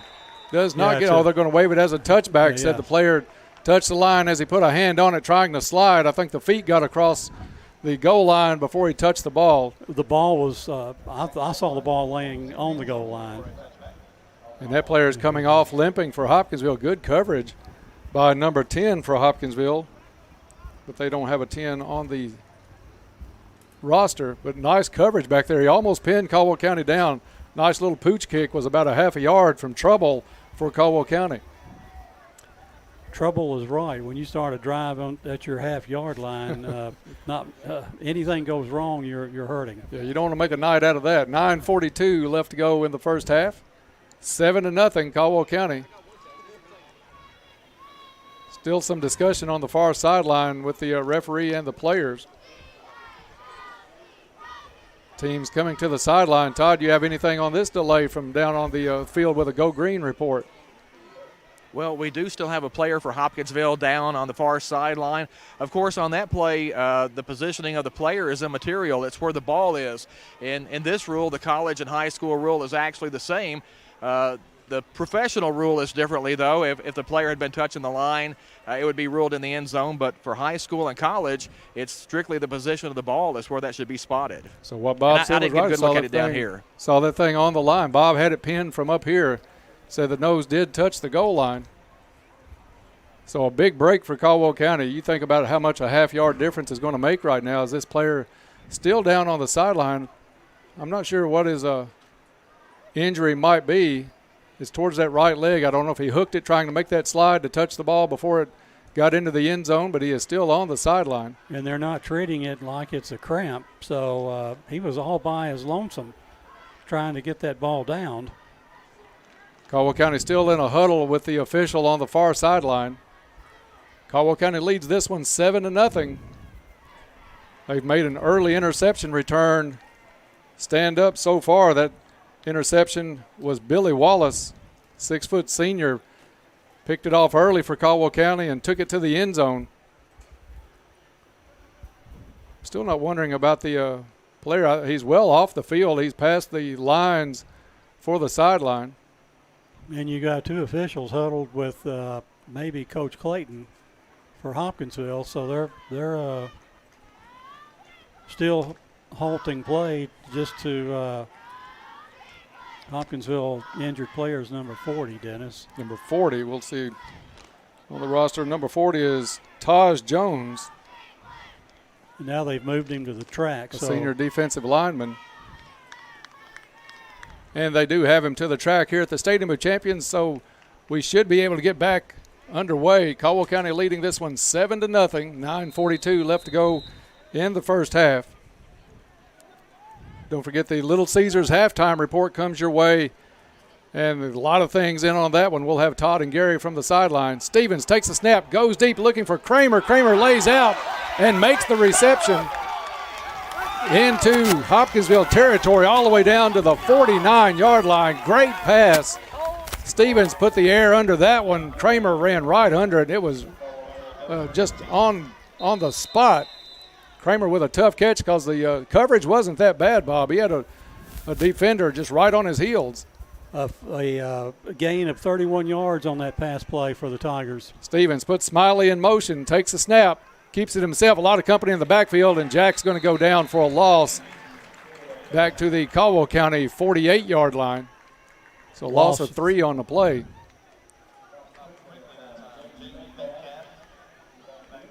Caldwell County will have second down and long coming up as we go under 9 minutes to go here in the first half.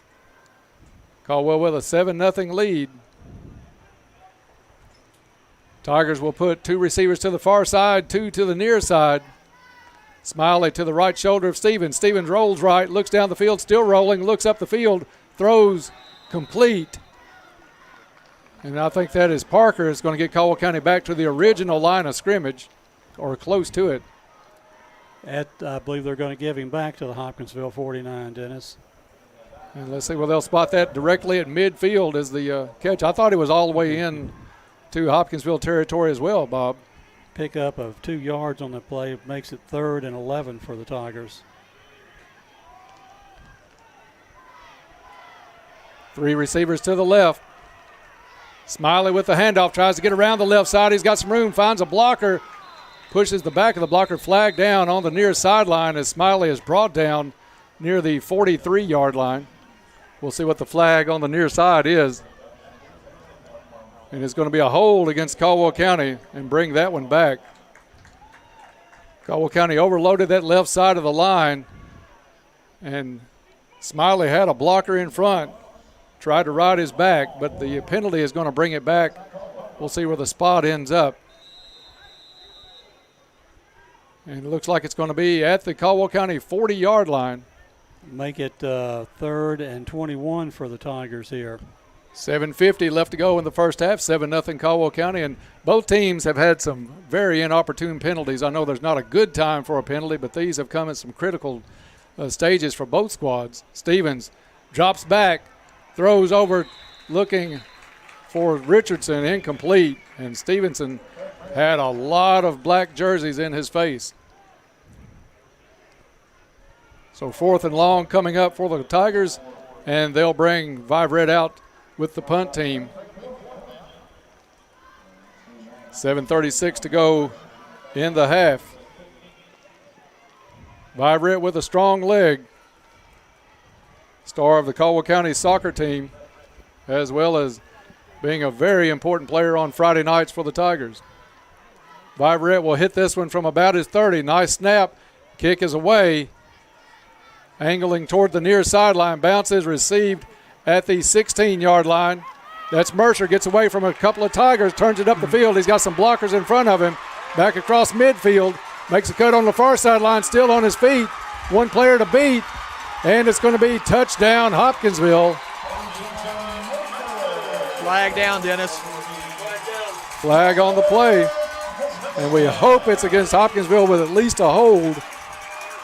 Yeah, I believe we had a hold or a block in the back here about the 36-yard line on the Hopkinsville side of the field. Deshaun Mercer threw off a couple of Tiger tacklers early. And shot through about 2 more, getting to the far sideline, but to no avail. And that one, fortunately for Caldwell County, is going to come back. We'll see where they end up with the spot. Todd, did you get the penalty down there, see what it was? I didn't see the penalty. Gary, was that a block in the back or a holding? It's going to come back to about the 25-yard line for Hopkinsville. So you go from 6 points on the board to being at the 25 at the other end of the field. We'll take it as Caldwell leads this one 7-0. That lead was in danger aside from one flag out on the field. And we'll see if Hopkinsville goes back to their tailback offense. Looks like Moss is going to come back out at quarterback for Hopkinsville. Had Mercer in on a couple of sets. Pretty much if Mercer's in, you know a run is coming on the vast majority of the plays. So Moss now under center. 2 receivers to the left, 1 to the right. Handoff is to the deep back. Hit at the line of scrimmage and maybe picks up a yard. That was number 11 for Hopkinsville, Jaden Dillard. Yes, Moose is in there. Moose is in there. Dillard, a good hard-nosed runner, pretty big kid, 6 foot, and he's going to go 205. Pretty good size running back, Dennis. We're going to give him 2 yards on the carries. 2nd down and 8 coming up as we are under 7 minutes. 6:40 on the clock here in the first half. 7-0 Caldwell County. Hopkinsville still trying to penetrate the Caldwell County running defense. They've been held pretty well in check tonight, trying to rush the ball. Their passing game has really been ineffective. Yeah, almost non-existent. Moss with the handoff. Counterplay comes up and some room as Hopkinsville gets it out near the 40. Enough for a first down. Number 4 on the carry is Emmanuel Cheatham, another senior. Ball marked at the 40-yard line. Hey, Dennis, I don't know if you could hear it or not, but Coach Riley was down here calling that counter before they even snapped the ball. Ball spotted at the 40 as as Hopkinsville starting to flex some of that speed. Moss, two-back set. Again to Cheatham. Cheatham turns it up on the left side. Short gain, maybe 2 on the carry. They're going to give him forward progress out to the 43, so 3 yards on the run. 2nd down and 7 coming up for Hopkinsville. That last tackle was by Drew Davis, stopping him after a 3-yard gain. Beautiful night here at the Stadium of Champions. Clear, cool night. Could be much worse here on Labor Day weekend. Moss under center.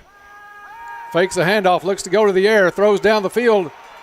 Got a man, and there's going to be a flag thrown. He was looking for Mercer. And I think Kramer had to face guard, was beaten by a couple of steps, turned around and saw Mercer turn back around for the ball. Flags came in from every direction as Caldwell County is going to be called for pass interference. And Dennis, that ball was uncatchable, so I've used the same philosophy that was used against against Max on his attempted reception down here, but it looks like it'd be even Steven. There was a lot of contact on both plays. Hopkinsville gets the benefit of the doubt this time. And we got to say, I think both plays were pass interference, but that one definitely was on us too. We're certainly not questioning that call. What we're questioning is the earlier call that wasn't made. 2 receivers each side for Moss.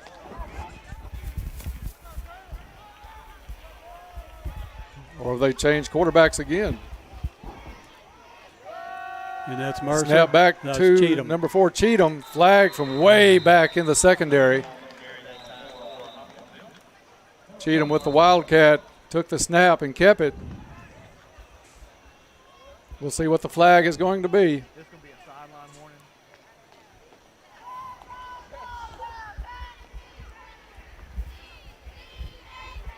Guys, we have an extra flag down on that play, and we might be going to see a sideline warning, or I don't know. Something going on the Caldwell side drew a flag. I see the flag from the far side that you're talking about, Todd. The one that caught my eye was the one that came back in the secondary. Looks like maybe they're giving both sidelines a warning. So will they run that? Will it be 1st and 10 again? A tripping call on Hopkinsville and a sideline warning on Caldwell's side. That was Coach Barnes maybe getting a little too excited over, wanting that flag. Well, it looks like they are going to mark off Hopkinsville 10 yards back to the 50. 4:43 to go in the first half. Exciting first half, but low scoring. Caldwell County leads this one 7-0. 1st down and 18 on the board for Hopkinsville. Moss back to throw. Throws over the middle, complete at the 45-yard line. And finally tackled inside the 40. That was number 14, KC Cabanis. Cabanis on the reception. Sure looked like the running back moved early on that one. Ball's going to be spotted after the reception on the 38-yard line. Clock continues to run as we get near 4 minutes to go in the half. Caldwell nursing that Wallace interception. Moss under center, 1 back deep. 2 receivers to the far side. Handoff is to the deep back, finds a hole, and he's got some room, tries to get it to the outside. 20, 10, pushed out of bounds at the 5. That is number 11, Dillard. Dillard found a huge hole, got the ball out, and got it to the sideline. It's going to be marked at the 4-yard line. So 1st and goal coming up for Hopkinsville. Certainly Hopkinsville's best offensive play of the night. It's going to be Moss coming in from the sideline with the play as Hopkinsville huddles up. Caldwell's defense is really going to have to strengthen right here to keep that lead. Short set for Hopkinsville. 2 receivers to the right, extra tight end on the left. Handoff up the middle, and it's going to be touchdown Hopkinsville.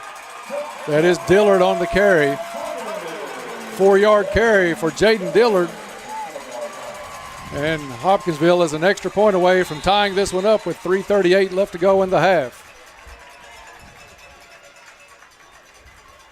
Big play there on that run.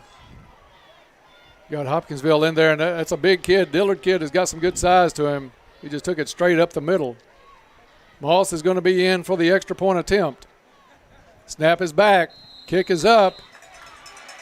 And it is good. 3:38 left to go in the first half. We are tied at 7. Back after this on WPKY.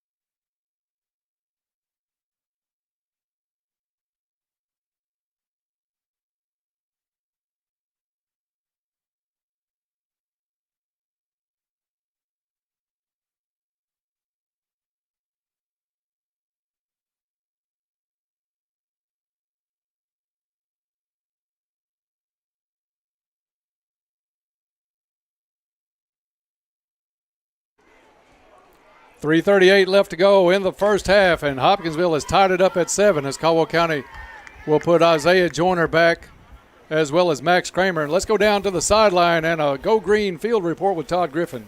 Well, Dennis, that was a big run by Hopkinsville to get down there in position and able to cash that one in. 7-7. Be nice to see about a 3.5-minute drive for the Tigers here that result of Caldwell County that results in a few points. Yeah, it's one of those games where two Tigers, you catch yourself as well as I do, Todd. It gets a little confusing at times. Kickoff down the middle, pretty good kick. Joyner's going to field it at the 4-yard line, turns it up the middle, and he's going to be hit from behind, shakes that one off, but more Tigers there to follow as Joyner struggles to get back near the 20-yard line. Just a lot of speed on those kickoffs when you play Hopkinsville year in and year out, Bob. That's one thing you know you're going to see is a lot of speed. And as I mentioned earlier, the speed coupled with quickness gets you in a position to make a tackle pretty easily. Caldwell County takes over at their 19-yard line. So good return by Joyner as Stevens will bring the offense out. What we want here are no mistakes. Parker, the far side receiver. Kramer, near side. Looks like it's going to be Carnahan and Smiley in the backfield. A little bit laid out on the field for Caldwell County is number 15, Wofford. Wofford in the slot. Handoff goes to Smiley, picks his way, finds some room across the 20, down at the 25-yard line. 6-yard run that time by Logan.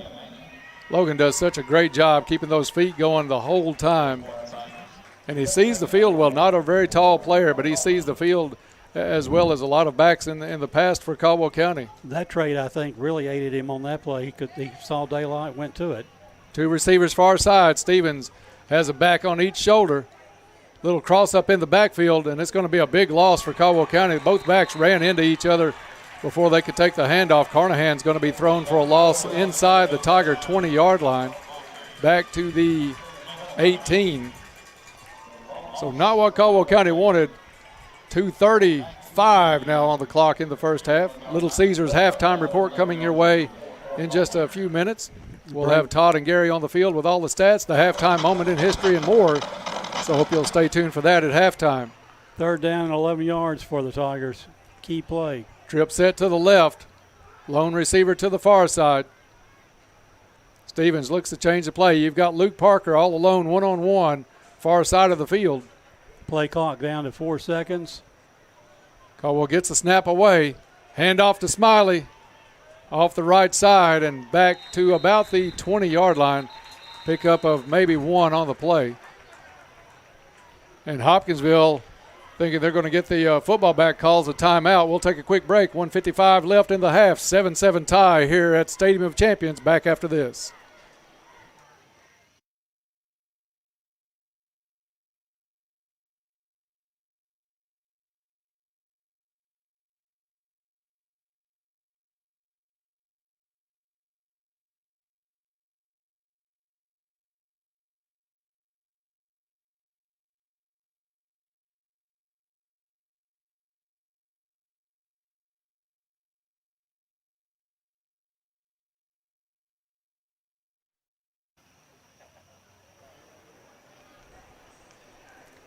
Back out of a Travis Construction and Concrete timeout. We are tied with 1:55 left in the first half.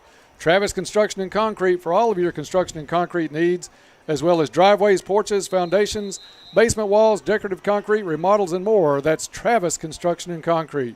One thing we don't want to do on this, Dennis, is outkick our coverage because they had a nice punt return the last time. Viverette with a good spiral kick, not as long, angling towards the sideline, and I think Hopkinsville is going to take over in Caldwell County territory. They're going to mark this one at the Caldwell 45-yard line. Had that one up in the air, but not a lot of distance. But at least it wasn't returned. Was not returned, yes. Because they were close the last time.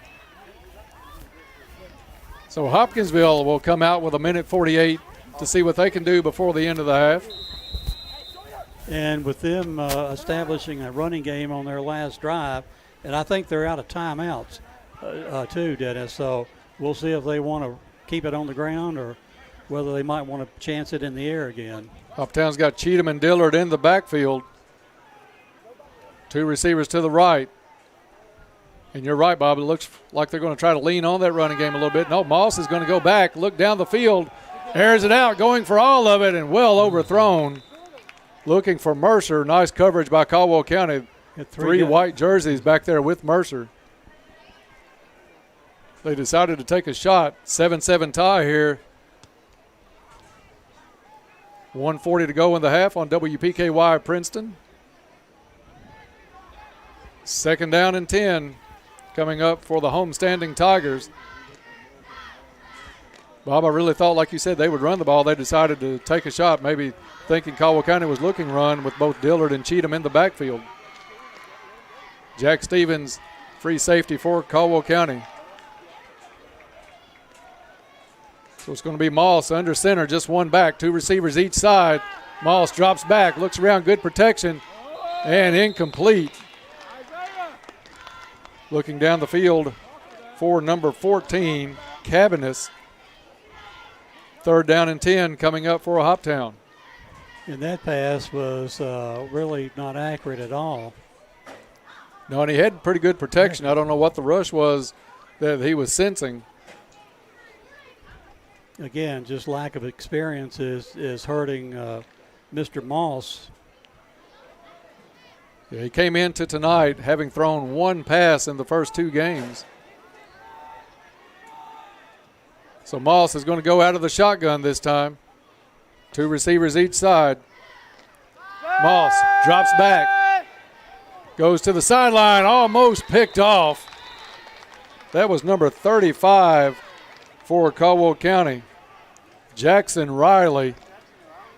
That was just as close as you're ever going to get to an interception.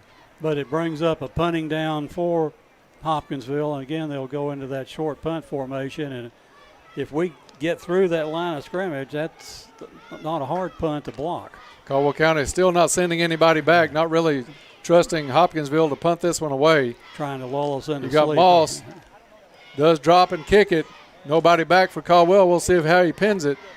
Ball takes a good Caldwell bounce. It hit about the 6, and it's going to come back out to the 11-yard line as the teams switch the field. Let's send it down for a Go Green field report. All right, Dennis, down here on the sideline. The Tigers, I'm sure, will be pretty conservative here on this last possession. Just a minute something to go in the half and trying to get to halftime with a 7-7 game. Yeah, they are in this one. We talked about in the pregame show. We thought this one would be good. A lot of inexperience at some tough positions for both squads. With Caldwell County with a 7-7 tie and a minute 19. Stevens hands off to Smiley. Smiley hit and brought down. We'll see if he got back to the line of scrimmage. Going to mark it at the 9. Clock's going to run. As Bob said, Hopkinsville out of timeouts. They used their last one to try to get the ball back on the previous drive by Caldwell County. So if the Tigers don't fumble this, we can end this by only running it 2 more plays. Right, run the clock out, go to halftime, and see what you can come up with. They're going to have to talk about at halftime, stopping that Hopkinsville running game that kind of got on track middle ways of that second quarter. And one thing to note, Dennis, we get the ball to start the third quarter. Absolutely right, because deferred after the coin toss. Wideouts on each side. Smiley in the backfield with Stevens. Ball loose on the ground. Caldwell smartly falls on it. Doesn't take any chances. Clock's going to run, and I'm not sure the Tigers will try to get another play off. Ball's all the way back to the 5-yard line. And did he signal? There's not a flag on the field that I saw, but I thought I saw him signal that Caldwell had jumped. So clock stopped with 14 and a half seconds. Little conference amongst the officials. Todd, you got anything on the sideline on this one? No, I'm not really sure why they've stopped the clock here. They're over talking to the Hopkinsville coaching staff. I think Hopkinsville's out of timeout, so Gary, do. The clock will start because they declined the penalty. It was live ball. So on the whistle of the referee, we should go back to live play. He did. I thought I saw him give the if they don't have any timeouts. All right, gave there you a go, signal that Caldwell County jumped. Thank you, Gary. And they did decline that one.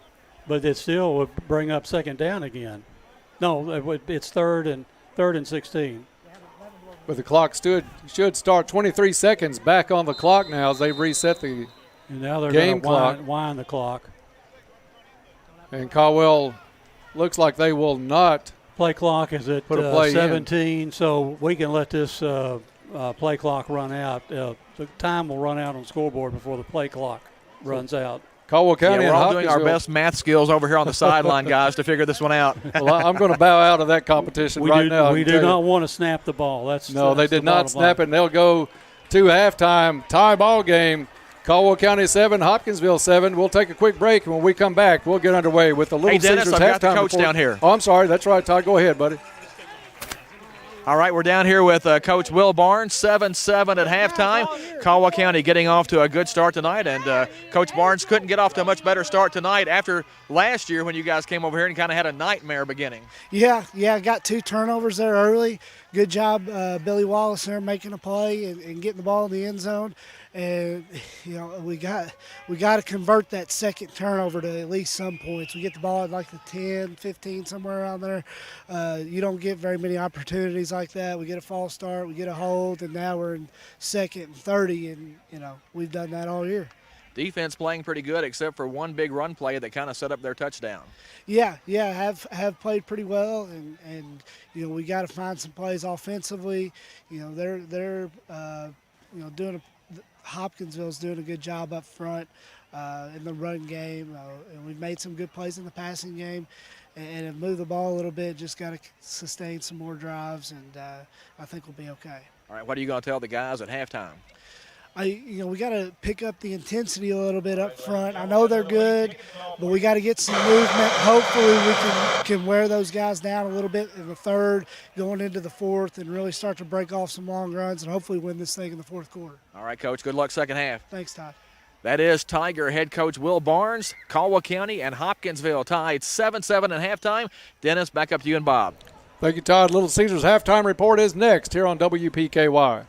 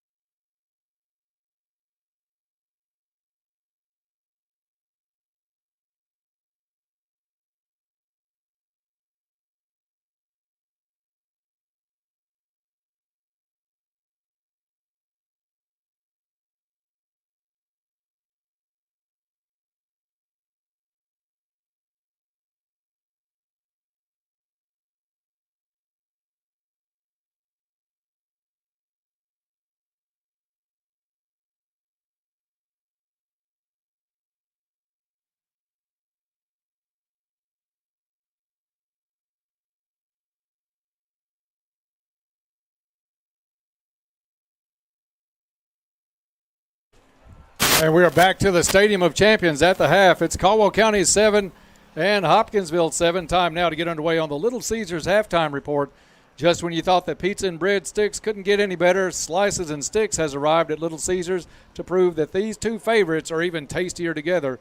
Slices and Sticks combines 4 pepperoni pizza slices, 8 cheese bread sticks, and 1 pizza. Plus, you got to have the size of crazy sauce to go along with that. That's all at Little Caesars in Princeton. Time now for the halftime report, and for that, we'll send it down to the field with Todd and Gary.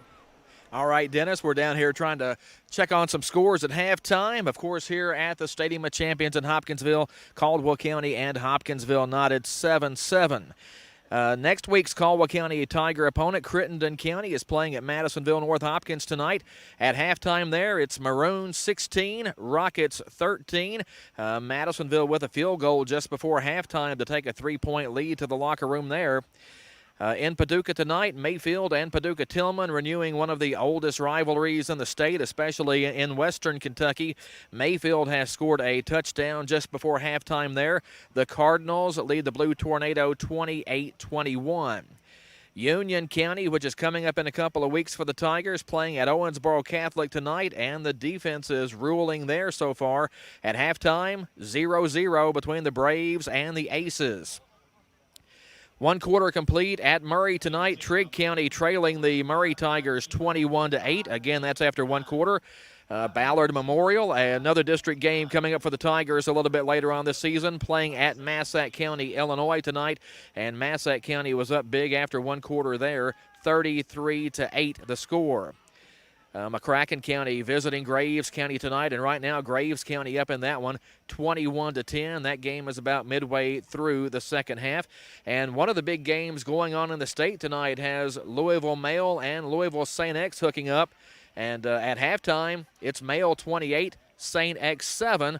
As we finish up the Goodwin Insurance scoreboard at halftime here at I almost said Tiger Stadium, but it's a Stadium of Champions. There are a lot of Tigers here tonight, though. It might as well be Tiger Stadium. 7-7 Caldwell County and Hoptown. The scoreboard brought to you by Goodwin Insurance, your locally owned independent insurance agency capable of handling all your insurance needs. Goodwin Insurance is a proud sponsor of Caldwell County Athletics. Good luck, Tigers, from Goodwin Insurance. And that's the Goodwin Insurance scoreboard here at halftime.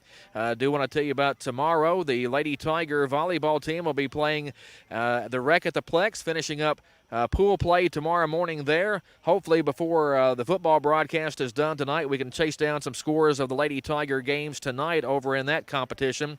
And Caldwell's golfers will be at the Marshall County Invitational at Calvert City Country Club on Saturday. The girls will play in the morning there. The guys will tee off in the afternoon, so a very full day of golf at the Marshall County Invitational tomorrow. Again, that's the Goodwin Insurance scoreboard. Moving right along to our halftime moment in history, brought to you by West Kentucky Memorials. West Kentucky Memorials with locations in Princeton, Cadiz, and Hopkinsville.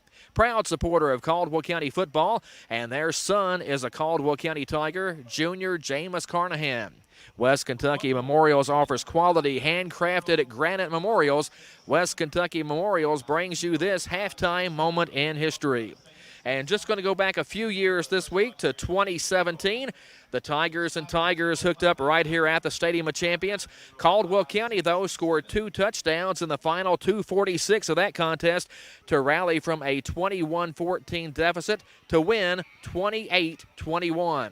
Dylan Gray scored the game-winning touchdown on a 3-yard run with just 19 seconds to play as the blue and gold Tigers edged the black and orange Tigers that day 28-21. Interestingly enough, that win made Caldwell County 2-1 on the season, while Hopkinsville fell to 0-3. A Caldwell win here tonight would make this Tiger team from Caldwell 2-1, while Hoptown would be 0-3. Just something to think about as we continue here at halftime. Caldwell County and Hopkinsville tied 7-7. We'll be back with the halftime stats after this on 1580 103.3 WPKY.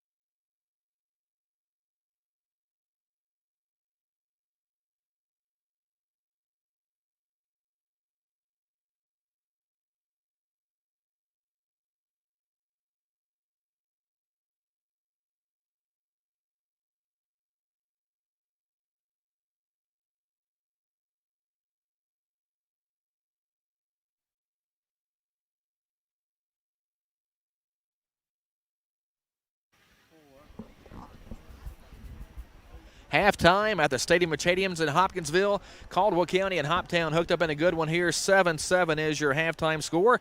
Time now for Gary and the Stats, brought to you by West Kentucky Memorials. West Kentucky Memorials with locations in Princeton, Cadiz, and Hopkinsville. Proud supporter of Caldwell County football, and their son is a Caldwell County Tiger, junior Jameis Carnahan.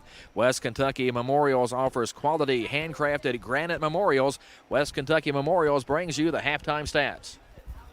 And we have a defensive battle tonight. 2 touchdowns, 1 offensive for Hopkinsville, 1 defensive for Caldwell County.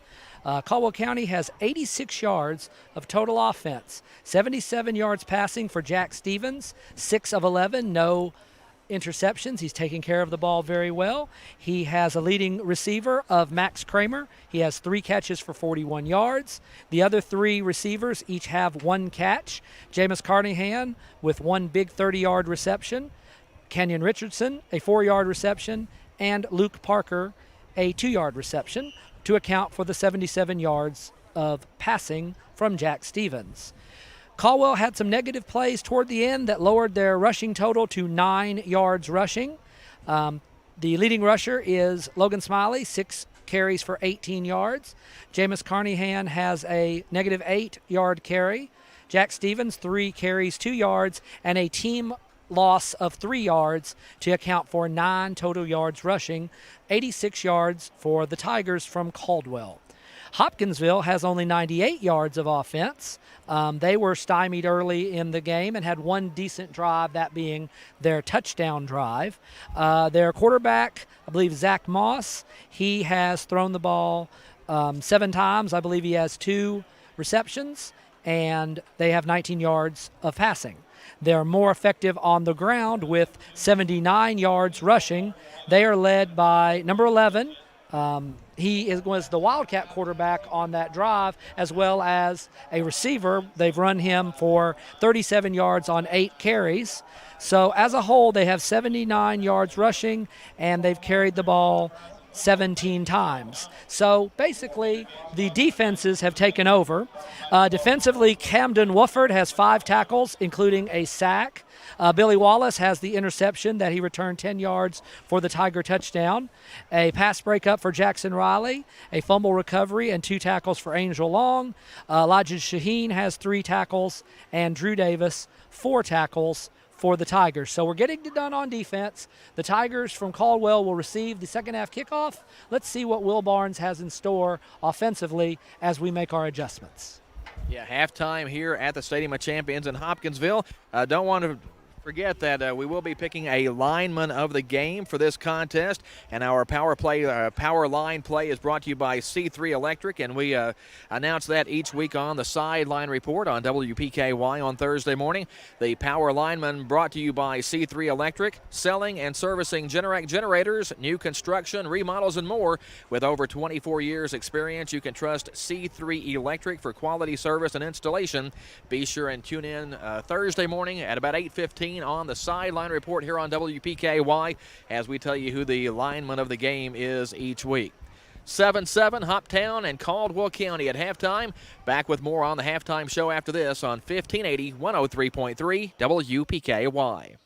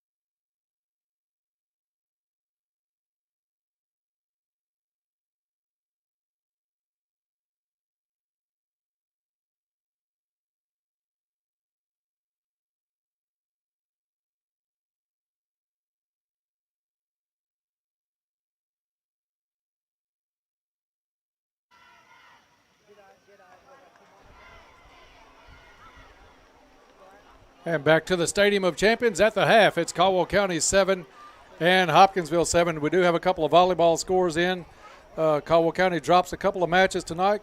They played Community Christian first, won the first set 25-11. Then Community Christian picks up the last two, 25-18 and 15-5.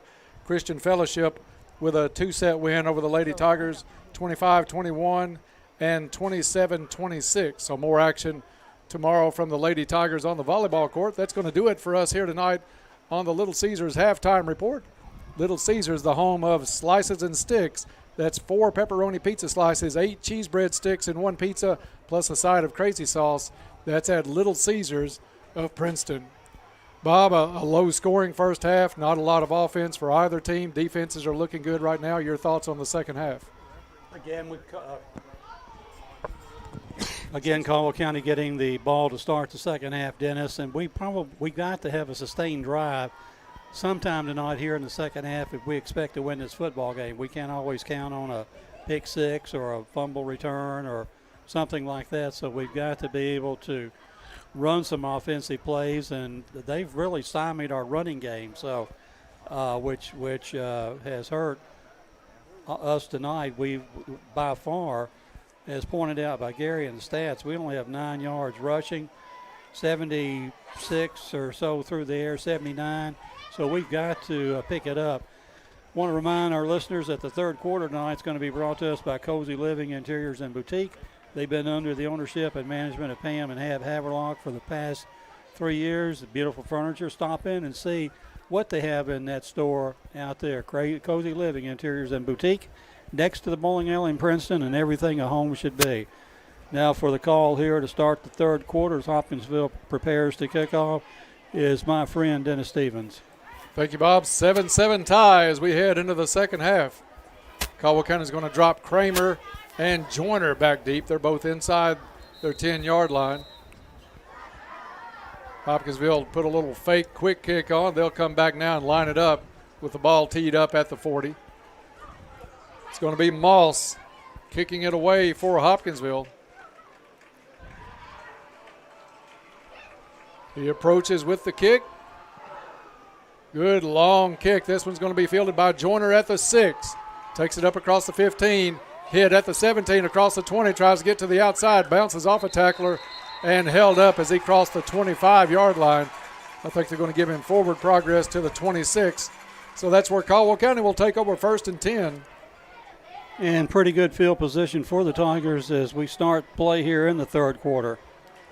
About a 20-yard return on the kickoff by Isaiah Joyner. We'll see if Caldwell County tries to spread it out a little bit. They had some success early in that first quarter moving the ball, just couldn't punch it in. This time 2 receivers to the left.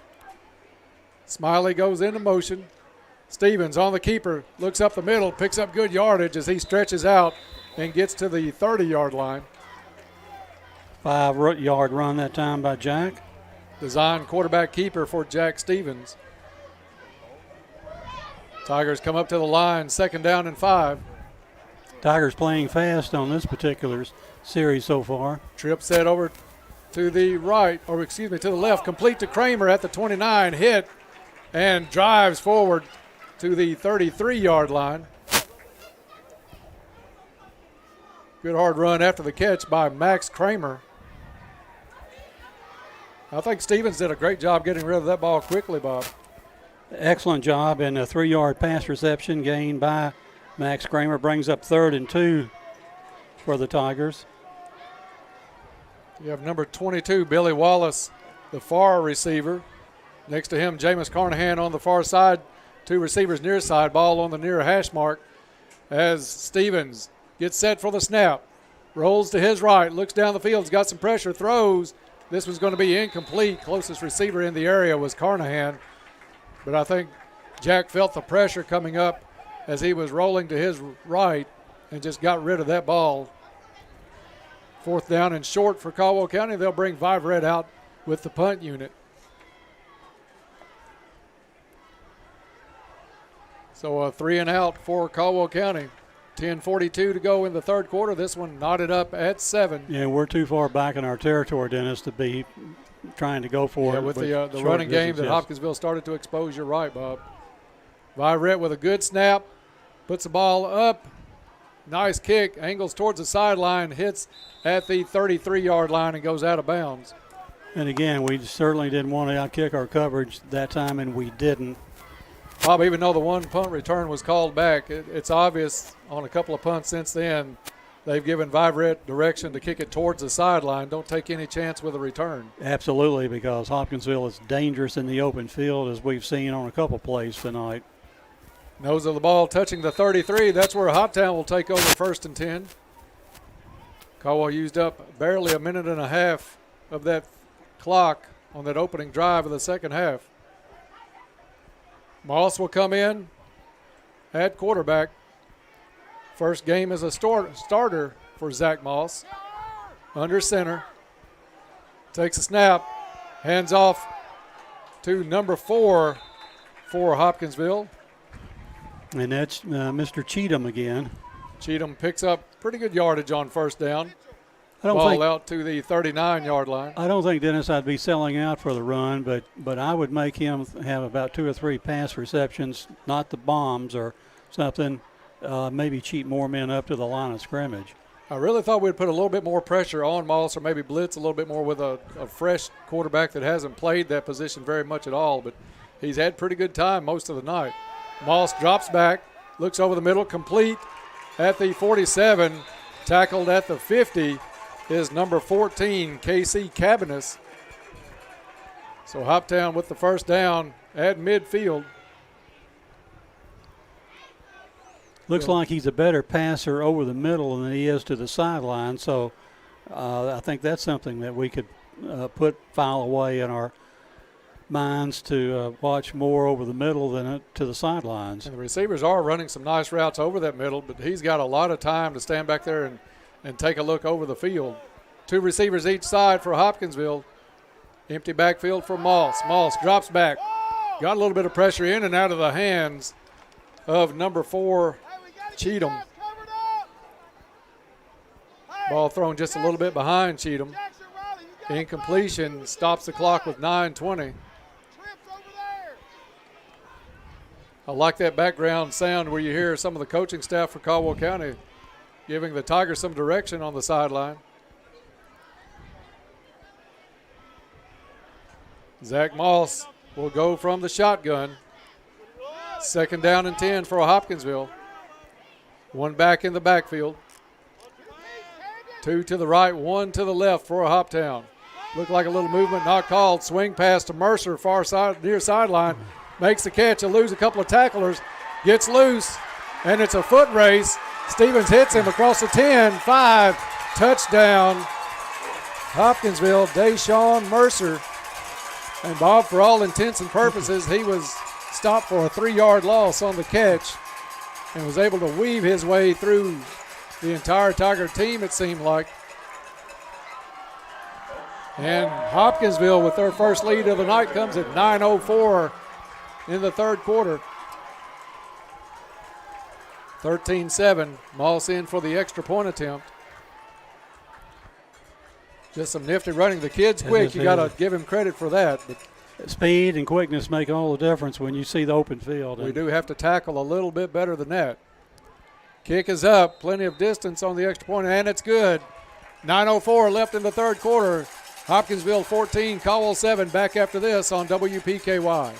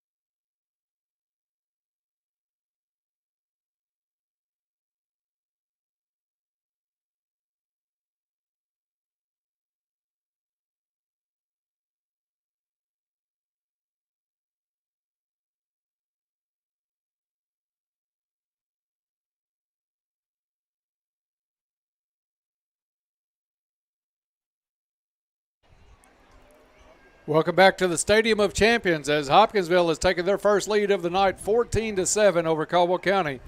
Zach Moss set to kick it away for the homestanding Tigers.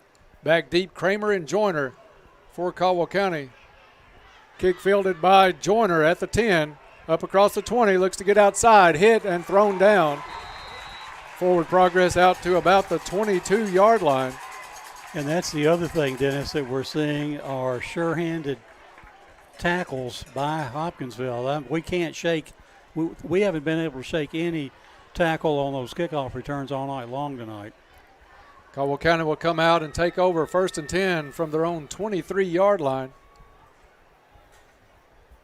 And you're right, Bob. And defensively, we've got to get a hand on Mercer. When that kid has the ball, it may take more than one player, but you got to get over to him. He is a quality runner. Smiley in the backfield with Stevens. Handoff goes to Smiley. He's hit, and he's going to be thrown for a loss. We'll see if they give him the 20. Looks like maybe the 19. Loss on the play for Logan Smiley. They're going to give him the 20. Give him the 20. Negative 3 yards on that play brings up 2nd and 13 for the Tigers. Hopkinsville had one in the backfield about the time that Smiley got the handoff. 2 receivers to the far side, extra tight end for Caldwell County.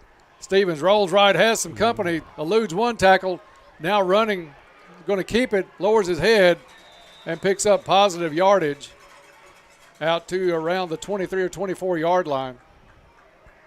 And Bob, Hopkinsville really starting to bring the pressure. And Jack was lucky to evade the first tackler on that particular play. Marked at the 24. 20, yeah, let's give him the 24 on that one. Third down and 9 coming up for the Tigers. Trip set to the left. Looks like Parker alone on the right side. Stevens may be changing the play. Looks to the sideline to Coach Barnes. He's going to move Smiley, bring Richardson and Carnahan in. And I think Coach Barnes did not like anything about how the Tigers were setting up with the play clock running down. Caldwell County takes a timeout. 14-7 Hopkinsville. Back after this on WPKY.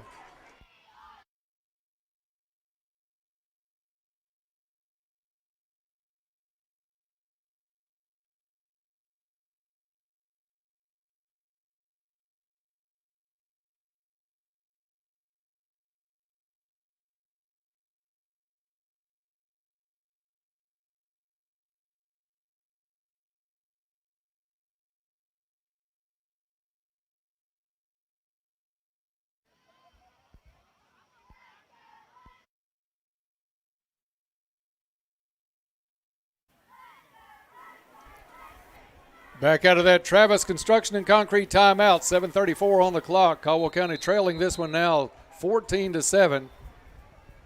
Play clock running down. Coach Barnes had to take a timeout. They were shifting some players around. Stevens fakes a handoff, goes over the middle, complete, gets to the far sideline. I think that's Richardson on the reception. Nice bullet, Jack Stevens. Out to the gain is going to give 40, them 42. Should be a little farther. I thought his progress got farther than that. They're only going to give him the 41 on that. But Kenyon Richardson with a nice catch. Trip set now to the right as Caldwell County hurries it up. Quick hit to the far side, incomplete. That was in and out of the hands of number 22, Billy Wallace. Had a little receiver screen set up on that side, but it's going to bring up 2nd down and 10 with 7:22 on the clock. Let's go down to the field for a Go Green field report with Todd Griffin. All right, Dennis, thanks. The receiver did step out about the 40 over here. It's a shame because if he could have stayed in bounds and cut back inside, he might have had an even bigger play there. On that last Hoptown possession, though, just the team's best player making a big play on that touchdown. Snap back to Stevens, hands off to Smiley. Smiley hits the line of scrimmage and maybe one on the carry. Tough yardage for Logan Smiley on that one. Going to give him to the 43. Pickup of 2 yards on the play. And it will bring up 3rd and 8 for the Tigers. Clock ticks under 7 minutes to go here in the third quarter. 14-7. Hopkinsville with the lead on a perfect night here at the Stadium of Champions for football. Cool breeze.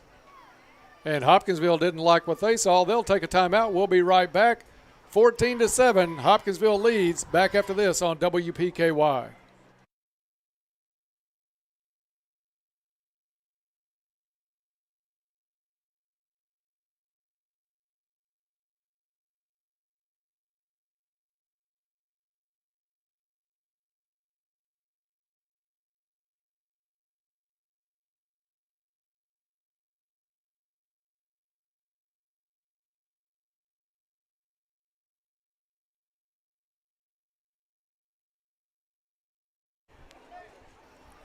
Welcome back to the Stadium of Champions. Inside a Travis Construction and Concrete timeout, it's 14-7. Caldwell County trails now after leading this one early, 7-0 on an interception by Billy Wallace in the first quarter. 2 unanswered touchdowns by Hopkinsville now. Caldwell County with a nice drive going, although they face a 3rd down and long, 3rd down and 8 coming up here from their own 43-yard line. We'll see what Caldwell County comes with out of the timeout. We were wondering on that when Hopkinsville called time if they saw Caldwell something they hadn't seen before tonight. It looks like we've got a special formation. Stevens wanted to go long. Now the pocket collapses, and Jack's going to go down at the 36-yard line. It was an unusual formation. You had a pack of receivers crowded in on the left side of the line. Stevens looked like initially he wanted to pull that trigger early, changed his mind. And when he started looking around again, the pocket just collapsed on him, and he had to go down holding the football. And it'll be 4th down and long for Caldwell County with Blake Viverette out now to kick this one away. 2 receivers, 2 men down deep for Hopkinsville, I should say. This one shanked off the side of the foot, and Hopkinsville is going to get great field position after this one. Bob, I don't think that one got across midfield, maybe not even the 45.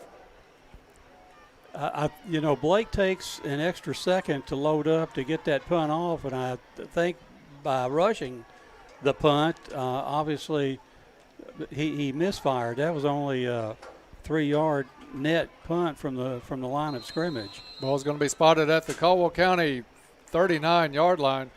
And that may be one of the dangers when you try to angle it to the sidelines a little bit, unless your body is turned to that sideline that you're going to. It's a little bit easier to go off the side of the foot. So a bad break for Caldwell County gives Hopkinsville great field position at the Caldwell County 39. Moss out of the shotgun, gets some pressure, complete at the 40, across the 35 and out of bounds on the far sideline. Pass was complete to Dillard. But Caldwell County that time with a little pressure from both sides. A little pressure that time, but Moss probably coming into his own a little bit right now in that quarterback position, Dennis. Throwing over the middle. We still haven't seen him throw much to the outside, but on that long pass play to Mercer, it went over to the sideline, and we had 3 or 4 shots at him, couldn't bring him down. Ball spotted at the 30. 2nd down and short. Moss with the handoff. Dillard's going to try to get outside, does, across the 25. 20's got a blocker in front of him, barrels over, gets inside the 10, down to the 5-yard line. Jaden Dillard, 6 foot 205. And really, load when he gets going. And really made a nice move as he bluffed to go inside, and our defender took the fake, and he was able to keep it outside and picked up an extra 10 yards on that particular run. 5:40 left to go in the 3rd quarter, and Hopkinsville threatening to open this one up a little bit. It's 14-7 right now, Hopkinsville, but they have the ball 1st and goal on the 5-yard line. Moss with the handoff flag in the backfield. I thought motion Hopkinsville lineman jumped. And they did. 5-yard penalty on Hopkinsville. Bring it back to the 10, where it'll be 1st and goal. Clock stops while they get set with 5:26 to go in the 3rd quarter. Another road game next week, Bob, over to Crittenden County, provided that they play. I think Crittenden County is back out of school and doing the online classes now. And obviously, as Todd reported at halftime tonight, they are playing football, so hasn't yet reached the status of not being able to play. Moss under center. One backfield with Dillard. Fake the handoff to Dillard. They go with the sweep around to the right side. Back to the original line of scrimmage at the 5 is Emmanuel Cheatham. And we missed him again, a couple not real good looks at him, but and we probably saw that play coming because we were bringing people to this near sideline to cover the sweep, but we just could not tackle him at the 8-9 yard line. He gets to the 5. Yeah, you've got Cheatham and Mercer both really elusive. When you get a hand on them, they're hard to wrap up. So we'll see what Hopkinsville brings out. 2 receivers to the far side, 1 receiver near side. Cheatham in the backfield. Handoff goes to him. Caldwell County stops him shy of the goal line. Dillard on the carry. Down to the 3-yard line. 3rd down and goal for Hopkinsville. 4 minutes left in the 3rd quarter. Dillard again, the lone back in the backfield as Moss goes under center. And flag on the far side as whistles will blow this play dead. Try to get the call from the side. And it's going to be against Caldwell County. As they came across too early. Half the distance is going to take it down just inside the 2. You got to expect it's going to be a heavy dose of Dillard, if not on this down, on the next one. Right. They've been fairly successful straight up the gut, and that's almost where you think this play's going.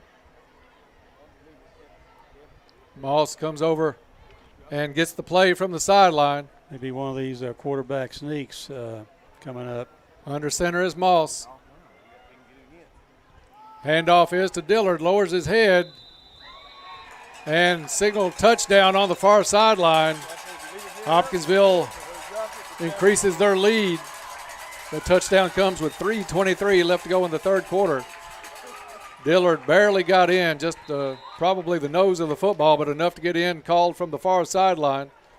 And it's 20-7 now, pending the extra point from Moss.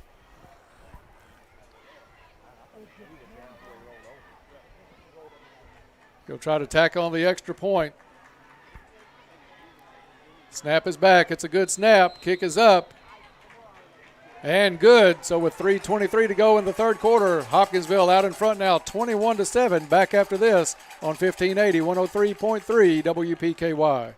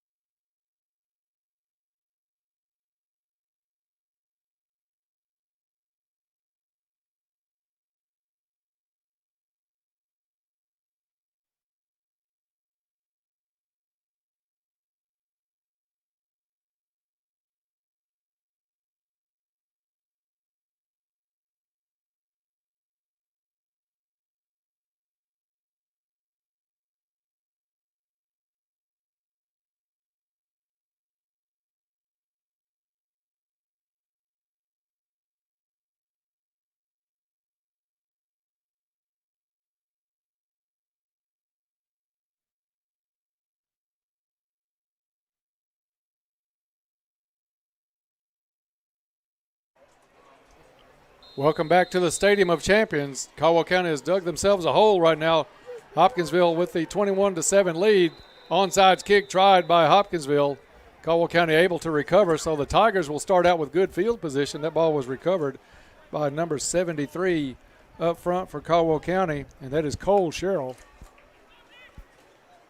And really, Hopkinsville didn't have a shot at it, but only 2 Caldwell County players had a shot at it, and Cole Sherrill, right place at the right time. Yeah, that was a very heads-up play by Sherrill.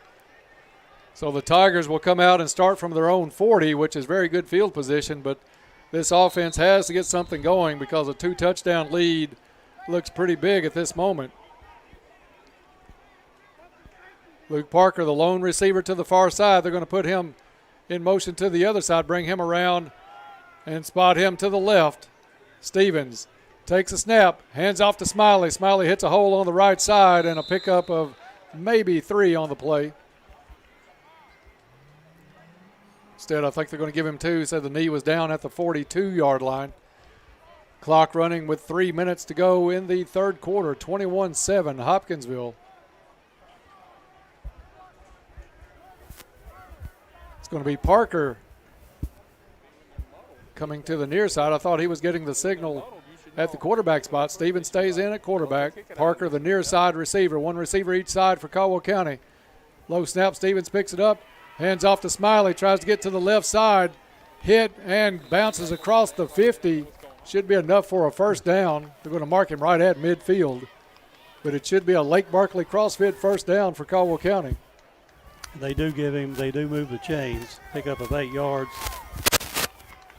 Good pull blocking by that line for Caldwell County as Smiley was able to get the ball to midfield. And this is one of those situations, Dennis, where we need desperately a sustained drive. Sustained drive, and you need to pick up some points. Kramer and Parker near side. Carnahan goes to the far side. And some confusion on where Carnahan's going to, and Coach Barnes has to call another timeout. I thought Carnahan was going to the far side. Trying to count these guys. 1, 2, 3, 4, 5, 6, 7, 8, 9, 10. He was probably the flanker on that side. Caldwell County has to burn the timeout. We'll be right back. 21-7 Hopkinsville on WPKY.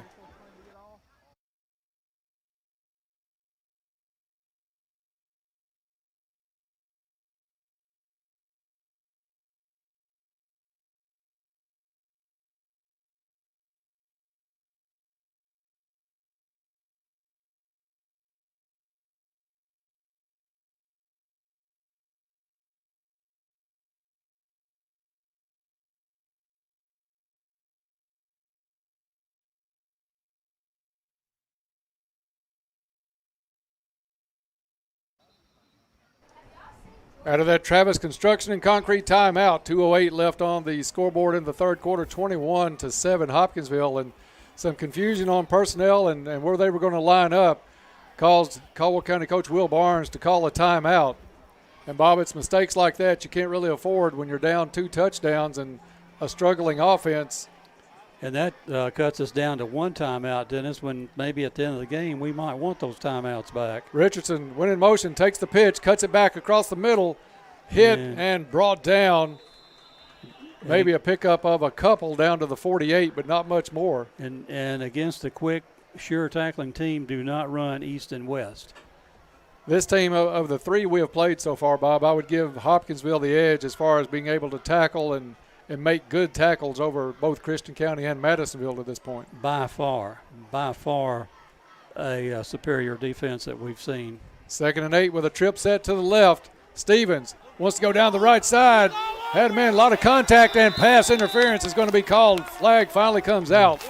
Luke Parker was running step for step, had good defense down there by number 4, and that is Manuel Cheatham. But Cheatham made too much contact with the ball in the air, and Caldwell County is going to pick up the benefits of this one. Halftime score coming in, Murray 21, Trigg County 20.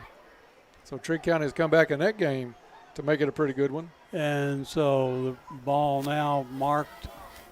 See where they'll spot this one after the pass interference. It's going to be enough for a Lake Barkley CrossFit first down to the Hopkinsville 33-yard line. Let's take a moment and go down to the sideline for a Go Green Field report with Todd Griffin. Well, Dennis, just going back to the kickoff earlier, the Caldwell County sideline was complaining that was an illegal kickoff by Hoptown. Of course, Caldwell got good field position out of it. Run by Stevens, shakes a tackler, and he's going to go into the goal. End zone, touchdown Tigers. No flags. I don't see any flags. Jack Stevens with a nice cutback. He's in the running for that quick cut of the game as he took that one to the sideline, cut it back in just enough, found a hole, and Stevens gave a big breath of life to Caldwell County here in the third quarter. Just what the doctor ordered with just under a minute to go in the third quarter. 33-yard run that time to pay dirt by Jack Stevens. Viverette's going to come out and try the extra point attempt. Extra point brought to you by Gather on Main. If you'll go to Gather on Main on the game day with your school colors on, 10% off your bill. Viverette, high snap, brought down. Kick is up and good. So with 1 minute to play in the third quarter, Caldwell County inches back closer, 21-14 Hopkinsville. Back after this on WPKY.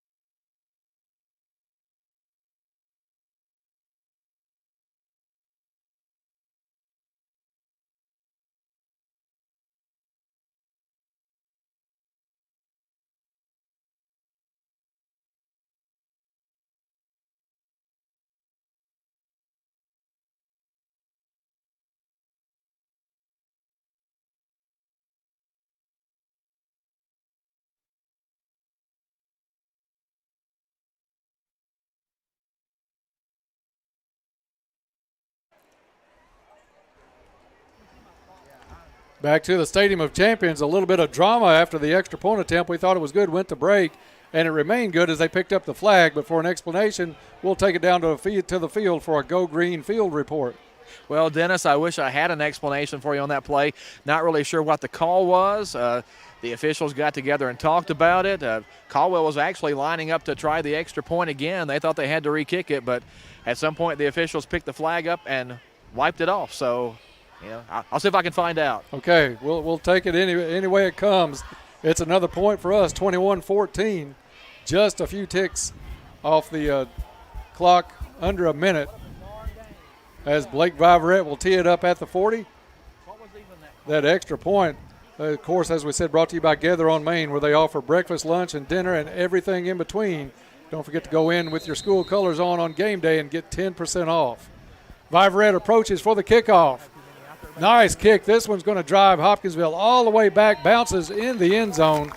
Touchback on a nice one by Blake Viverette. And that's what we wanted. We didn't want one down to about the 20-25 because they are dangerous when they have space and can get to space. So Caldwell County answers Hopkinsville. We'll see what the home-standing Tigers can do with just under a minute to go here in the third quarter. Hey, Dennis, I got a little bit of an explanation. The call was apparently illegal participation, which I'm assuming means Caldwell County had too many players out there. Maybe they recounted them and decided they didn't. Math. 21-14 as Hopkinsville comes out, takes over 1st and 10 from their own 20-yard line. Quarterback sneak is going to bring it out. Nice run. I think that was Mercer again in at quarterback. Deshaun Mercer has got such a quick first step. They put him in that Wildcat setup, and you know he's going to run it. It's just a matter of can you get to him quick enough because he can fly when he gets in the open field. He's their best player. Yeah, I would say so as well, Todd. Pick up out to the 24-yard line. 2nd down and 6 coming up. Moss back in at quarterback. 2 receivers to his right side, 1 to the left. Moss drops back, wants to go over the middle again, and hit and tackled on the reception. Big hit by Caldwell County. Forward progress came out to the 28. Trying to get that number. It's 12. I think it was Carnahan. I think it's Jack Stevens. Or Carnahan. It was 12. Okay, Jack is Stevens. 12. So a good hit over the middle as Caldwell County kind of expected that one. Time's going to run out in the third quarter after 3 quarters of play. A good one here in Hopkinsville. It's the homestanding Tigers 21, Caldwell County 14. Back after this on WPKY.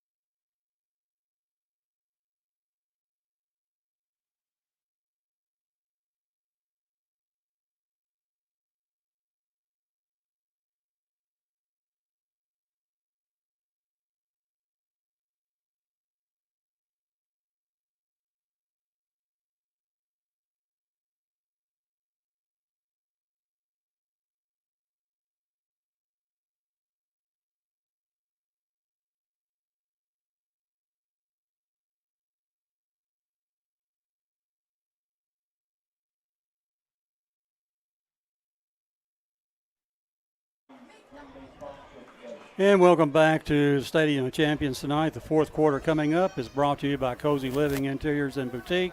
Beautiful furniture, bedding, accessories, and gifts. They're also your local U-Haul dealer. Cozy Living, everything a home should be. And for the call here in the fourth quarter, my friend Dennis Stevens. Thank you, Bob. Moss under center, 3rd down and 1 for Hopkinsville from their 29. Little reverse, far side, 1st down and more along the sideline. Hit at the 50 and finally brought down at midfield is number 4, Emmanuel Cheatham. Cheatham, Mercer, Bob, both of them lightning quick on that first step, and you're going to lose a foot race. You're going to have to be in front of them and know where they're at because they can hit a hole quick. Big 1st down or 3rd down pickup all the way out to the Caldwell County 49-yard line. Those 3 backs you mentioned, 2 of those backs you mentioned, Dennis, along with Mercer, Dillard, and Cheatham, have really carried Hopkinsville tonight. Just underway here in the fourth quarter, 21-14 Hopkinsville. Moss under center, 1 receiver each side. And into the backfield for a loss. Let's see who that is. Number 55 for Caldwell County is, as we'll look at the thing, Davis. Drew Davis got into that backfield and threw Hopkinsville back for a loss all the way back to their 46-yard line as they went to the well with that little reverse again. Read nicely by Caldwell County. Had the Hopkinsville back, that's how you have to tackle those guys. He had no chance to get out of that bear hug. No, Davis could have picked him up and carried him to the other end of the field had he wanted to. He had a great grasp on him then. 3 receivers to the right. Empty backfield for Moss. Moss with some pressure throws over the middle, incomplete, and Moss had to get rid of it because right in his face, number 52, Angel Long, got some penetration.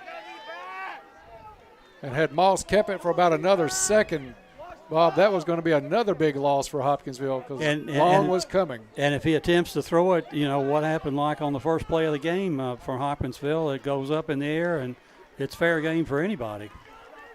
3rd down and long for Hoptown, 3rd and 14. I'd say we want to watch the counter here or the reverse. If they send somebody in motion, we've got to find that guy. Flag comes out. I'm not sure if the play clock. I'm not sure. Play clock's back on 25. I don't know how the play clock could have been the call because it looked like it was we'll find out if they give the signal. Todd, you have anything for the call down there? It looks like it's going to be a 5-yard walk back for Hopkinsville. Well, they called it a substitution infraction. I don't know if that means that Hopkinsville broke the huddle with 12. I couldn't count that quick. That's that math again. I couldn't help you out there either, Todd. I was counting by 2s and couldn't get there. 3rd down and 19 coming up for Hopkinsville with 10:38 to go in the 3rd. Moss under center goes back. He's got some pressure. Hit, goes down. Does get rid of the ball, but a great play in the backfield. Is that Davis again, Bob? I think Drew Davis. Yeah, Drew Davis. Caldwell County pinning the ears back and coming on this possession. I think Mr. Davis has had enough of this and has taken action into his own hands. Moss didn't have a prayer on that one. Did get rid of the ball to save that much distance. He looked around just in time, and that almost could have been called intentional grounding. He had a receiver within 5 yards, or it would have been an intentional grounding. 4th and 19. Moss almost surely will pooch this one up. Gets a little pooch kick away, hits at the 39, and doesn't bounce much more than that. I think it's going to be down by Hopkinsville at the Caldwell County 37-yard line, where Jack Stevens will bring the offense out. Go ahead, Todd. I'm going to tell you on that last play, that is pretty close. I would love to see an instant replay on that because the hit and the ball coming forward kind of occurred at the same time. That's one of those plays where if it was, NFL or college, you would love just to take a look at the instant replay and just see exactly how that ball came out. I know it went forward and it probably was a pass, but it was close. It was, and we really like the play of that Caldwell County defensive line, that last possession by Hopkinsville. So now we'll see if that offense can do something here.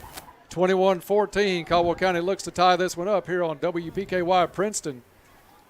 Jack Stevens with the quick pass to Kramer. Kramer's got some blockers in front of him, gets to the far sideline. 40, 35, brought down across the 30.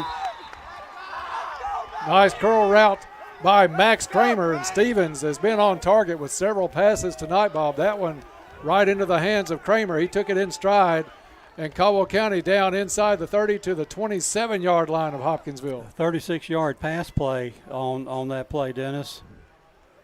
Two-back set, offset eye for Stevens. Stevens is going to roll left, tries to get to the outside, turns it up, and not much there. May, in fact, lost a yard on the play. As we go under 10 minutes to play in this ball game. Second down, and it was a 1-yard loss. 2nd and 11 coming up for Caldwell County. Stevens is going to send two receivers out to the right. Smiley in the backfield.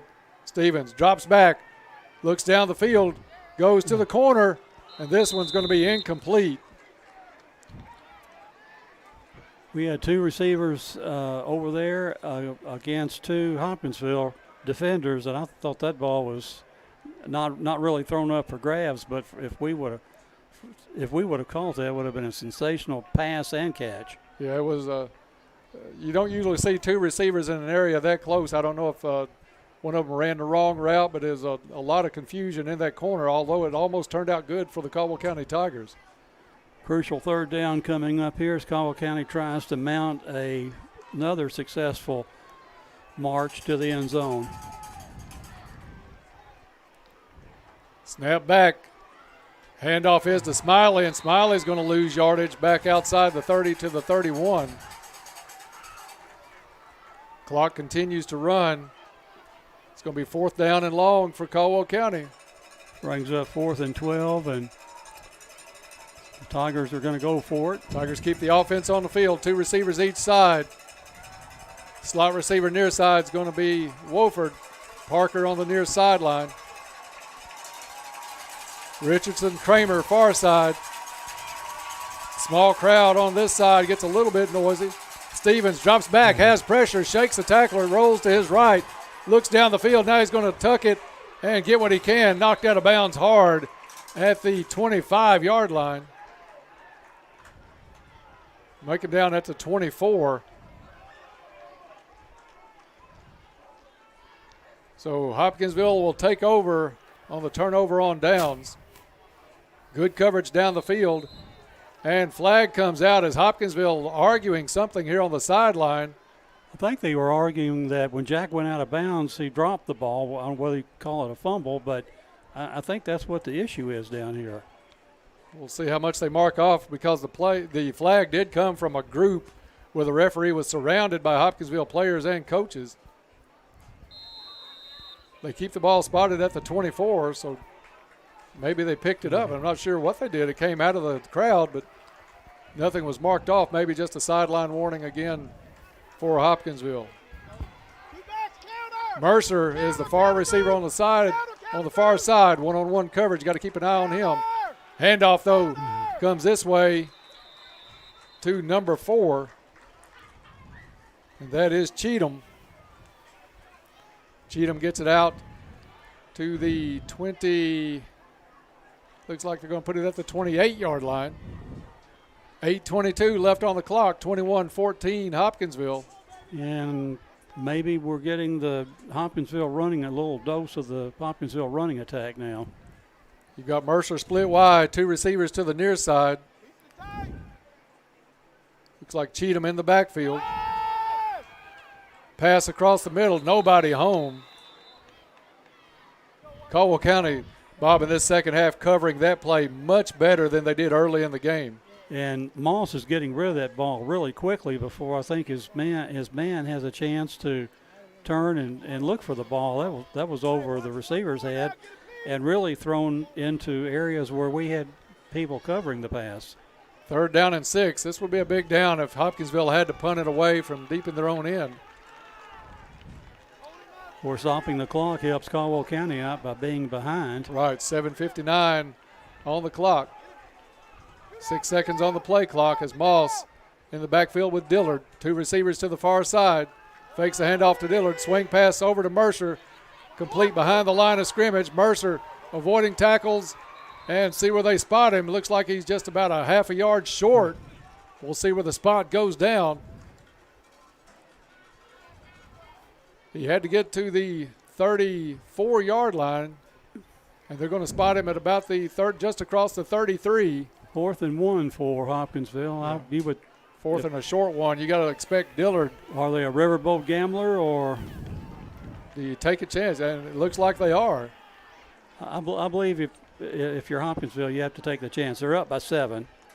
And playing at home, and you've got Dillard in the backfield that has been very good on these downs, but that's who Caldwell County has to key on. Little confusion by play clock down to 2 seconds. They're going to call a timeout. Timeout, Hopkinsville on the field, 21-14 Hoptown. We'll be back after this on WPKY.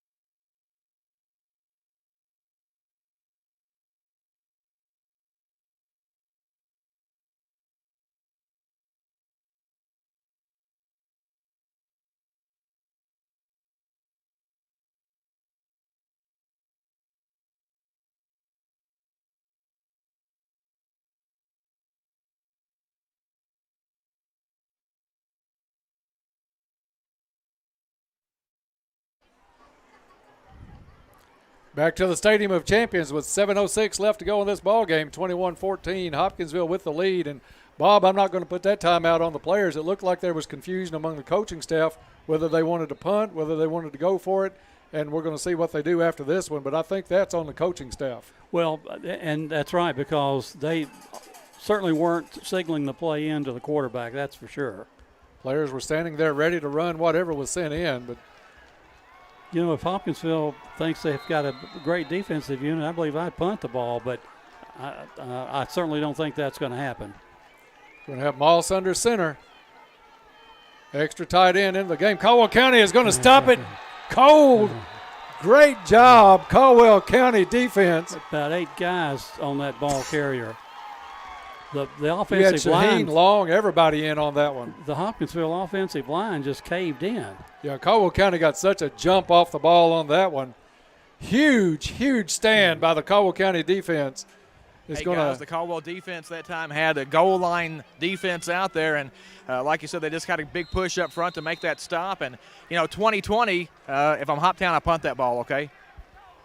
Yeah, that's deep in their own end. I think the punt was a better call, but glad for Caldwell because that was an awesome rush by Caldwell County's defensive line. Stevens gets the offense out, swings it over to Kramer, incomplete on the sideline. I thought he had it, went through his hands. 2nd down and 10 coming up. But, Bob, you had everybody, Shaheen, Davis, you had Carnahan in. And all 3 linebackers and maybe even the safety. Caldwell County sold out on that one. And I think what made it a little bit easier is you had Moss under center. Where we've got a penalty coming up here. I think what's going on here? Is that one of those where they mark it off and then mark it back? Well, is it? He marked off 5 yards and then marked it back, so I'm assuming it's on both sides. Luke Parker's going to be the near side receiver on the edge. Are they calling it 2nd down, Dennis, or 1st down? Looks like it's 2nd down. 2nd down, and we're going to talk about this a little while longer.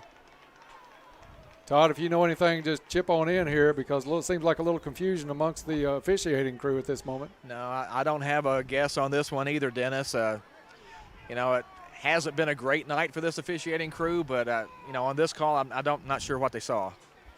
Yeah, this has not been the cleanest of games. Both squads, at times officiating crew as well, but still coming down to be a very exciting game as we have 1 second under 7 minutes to go in the football game. Caldwell County with the ball trailing 21-14, but threatening here as they have it 2nd down and 10 at the 33-yard line. Stevens rolls, has some pressure in the backfield, turns it up, picks up good yardage before he's brought down near the 25-yard line. And I believe they're going to mark it at the 26, so pick up of 6 yards that time by Jack.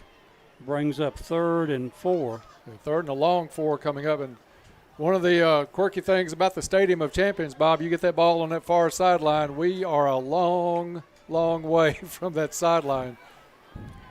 We can just barely see the first down markers.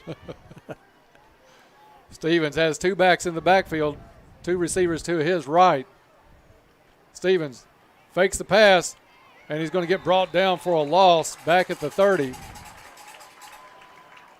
think he was going to fake the pass and take off up the field, but the two guys that he got away from initially closed back in and brought Jack down, spotted at the 29-yard line. So another fourth down play for the Tigers, 4th and 7, 6.5 to go. Jack set for the snap, two receivers to his left, two wide out to the right. Luke Parker is the farthest receiver near side. Stevens rolls back, has some pressure. He's going to get brought down in the backfield. The rush came. Hoptown brought the blitz, and it paid off as Stevens is tackled back at the 40-yard line, where Hopkinsville will take over with 6:04 left in the ball game. Caldwell County with some chances, just unable to cash in on that big play as they still trail 21-14. Tigers looking to improve to 2-1. Hoptown looking for their first win of the season and looking for Coach Clayton's 300th overall career win. But this one a long way from over with 6:04 to go. And I don't see Moss out on the field. We'll see who's going to come in. They've got Mercer in the Wildcat, and he has not let go of the ball anytime he's been in this position. Flag on the field, and the play clock expired. Delay of game is going to be called against Hopkinsville. So that'll take it back to the 35-yard line, 1st and 15 for the homestanding Tigers. Caldwell County on the road again next week against Crittenden County. And don't forget the Saturday morning quarterback tomorrow morning, 9 o'clock on 1580, 103.3 WPKY. And Mercer is back in his in the tailback position. Bob, we'll see if he keeps or if he hands it off. He's got big Dillard back there with him. Now Dillard goes to a blocking back. Mercer keeps it. Finds a hole, separates for him. He's across the 50, and he's got some room. One player to beat.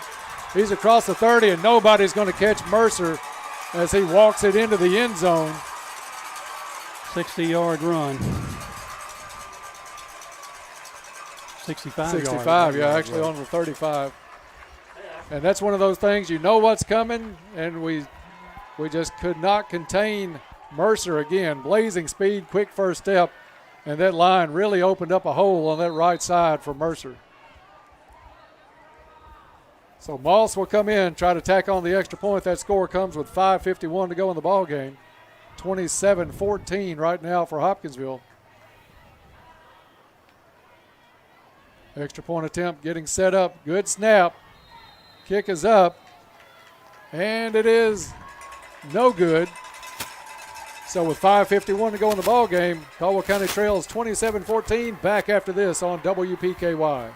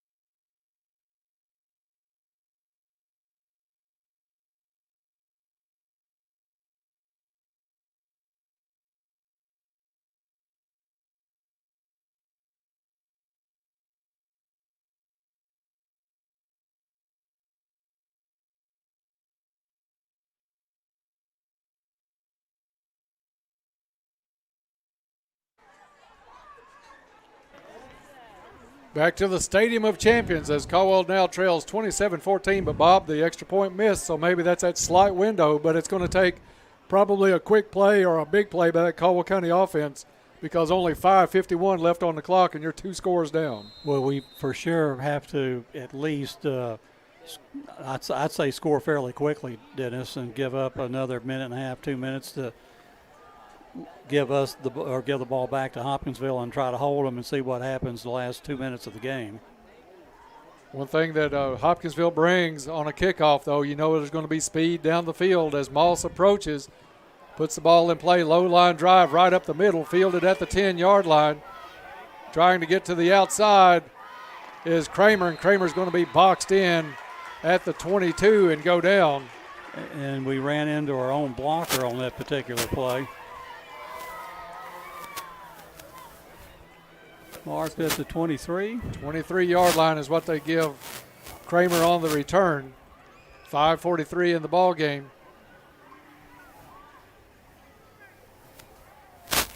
We'll take a look at a couple of scoring updates here at the half. Mayfield only leads Paducah Tillman by 7, 28-21. A good one going on at Paducah Tillman. Owensboro over Davis County, a final now 49-42. Jack Stevens in the shotgun. All of his receivers to the left. He rolls left, looks down the field, tries to go big. This one's going to be picked off as the receiver slipped down, and that one's going to be returned all the way for a touchdown. As Hopkinsville may have put the nail in the coffin. Yeah, that was Mercer again.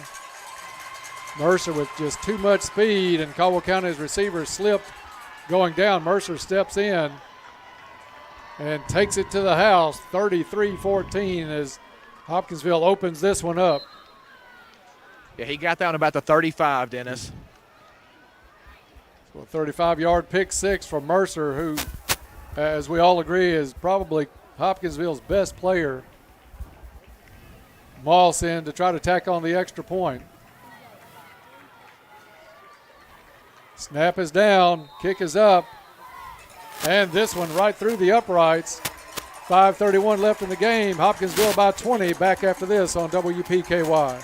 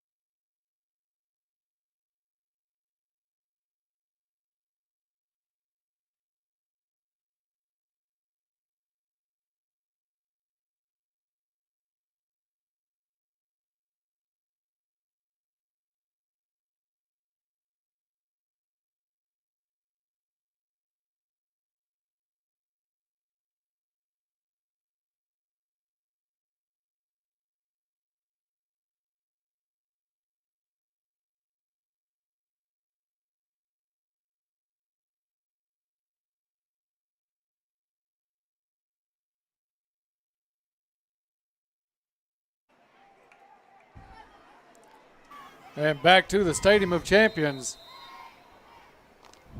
Hopkinsville again fakes the quick kick after the Mercer interception and touchdown return. Now Hopkinsville will drop back and put the conventional lineup on the kickoff. 5:31 left to go in the ball game, and Hopkinsville has opened up a 20-point advantage after Caldwell had it within 7. Little squib kick up the middle is going to be fielded by Kramer at the 20. Tries to get to the outside, but it's tough to get around that Hopkinsville team and get around that corner. Kramer is dropped out of bounds at the 27-yard line. Bob, there's just so much speed on that kickoff coverage for Hopkinsville. Caldwell would love to get around that corner. And we have no prayer, Dennis, of getting around that corner or even going up the middle. They probably on their kickoff coverage team have guys that are just exceptionally quick and excellent tacklers. So Caldwell County will see if they can climb back into this one quickly. 5:25 on the clock. And they're dropping guys into coverage. Stevens, quick hit over to Parker. Parker hit, and not much gain on that one, maybe one. Hopkinsville knows at this time we've got to go with the pass, and they are bringing everybody, putting a lot of pressure on Jack Stevens in that backfield. Parker with his, I think, first catch of the night. We'll have all the stats in the Trilogy Performance Sports postgame report with Gary Goodacre. Hope you'll stay tuned for that after the ball game. One thing on that, Luke's first game as a high school player, at least he was hit hard on that, did not cough up the ball. Two receivers to the left, Parker the lone receiver to the right. Hand off to Carnahan, trying to get around the outside. He's going to be brought down. Short gain out to about the 25-yard line. Actually, a loss on the play, and again, that's that east-west running against a team like like this. Yeah. You're just not going to do it. Yeah, it's next to impossible, like you said, to get around the edge against the quickness of Hopkinsville. Clock continues to run with 4:20. 3-yard loss on that play makes it third and a long 11, short 12. Stevens gets the play from the sideline. 20-point lead right now for Hopkinsville as they look for their first win of the season. Low snap, Stevens picks it up, has pressure, gets it away, in and out of the hands of the Caldwell receiver, and probably just as well out of the hands, as that was going to be another loss over to Jameis Carnahan. Stopping the clock with 3:55 to go in the ball game. Let's take a Go Green field report with Todd Griffin. All right, Dennis, thanks. As you mentioned, 34-14, Hopkinsville up on Caldwell County here, but I think the Caldwell County Tigers have passed the gut check test the last 2 weeks. You know, they got down big against Madisonville, came back and won that, got down 2 scores here, came back, made a game of it, had a couple of chances. Speaking of Madisonville and next week its opponent, Crittenden County, Maroons up 33-20 over the Rockets late in the fourth quarter in that game. Caldwell County punts, Hopkinsville brings the pressure, Vibrett gets a good kickoff. Hits at midfield, is going to go out of bounds near the Hopkinsville 41-yard line. They're going to give him, let's see where he's going to stop walking, all the way out to the 45-yard line. But, Todd, I agree with you. Caldwell County has played tough here tonight. They had the ball and had the possession and 7 points down with a chance in Hopkinsville territory, but just a very quick team and a quick strike team. You get the ball in Mercer's hand, Bob, and if you don't get something on that kid quick, if he gets the open field, he's going to win most of those. As Todd says, we had scored and held them on a short fourth and a yard, but couldn't make anything happen offensively. So Hopkinsville comes out, looks to try to run this clock out, up by 20 late here in the fourth. Moss under center. Dillard in the backfield. Handoff is to Dillard. He gets hit and about a 2-yard pickup for Jaden Dillard, the big 6-foot senior for Hopkinsville. Ball spotted at the 47-yard line. 2nd down and 8 coming up for the homestanding Tigers. Next up for Caldwell County, as we've said, on the road again next week over to Marion. Tigers and Rockets. We'll get everything underway at 5:30 with Scott Brown's regional roundup. And Bob, we've added it up. It's almost 5 hours of high school football coverage on WPKY. You're not going to get that many other places in the state. I would say you're correct, Dennis. Hoptown went into motion a little bit early. They'll get called for the penalty, 5 yards back. But you start with the regional roundup. We'll go to the coaches' show at 6. The Farmers Bank pregame show at 6:30. Then it's Tigers and Rockets. And we'll finish it up with the Trilogy postgame report after that one's over. All that next week from Marion. Hope you'll tune in for that. Moss getting set to go under center. They're going to let the play clock run down as far as they can. Only one receiver each way. A big dose of Dillard probably coming up on a lot of this. Handoff into the backfield. Davis again. Fake to hand off to Dillard. They give it to Cheatham, and Davis drags him down for a loss.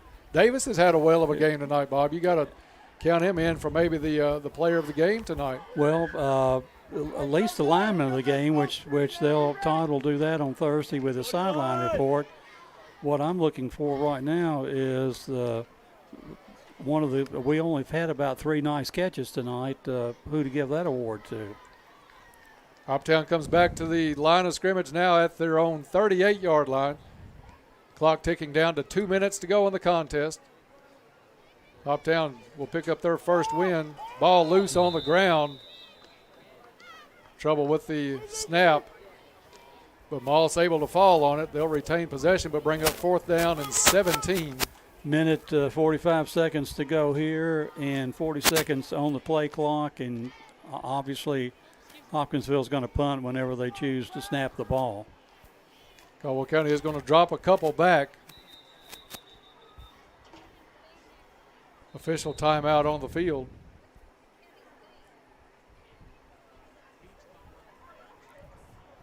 Maybe in somewhat of a surprise, Bob, Union County over Owensboro Catholic tonight, 12-7. Union County on the schedule in a couple of weeks, I think.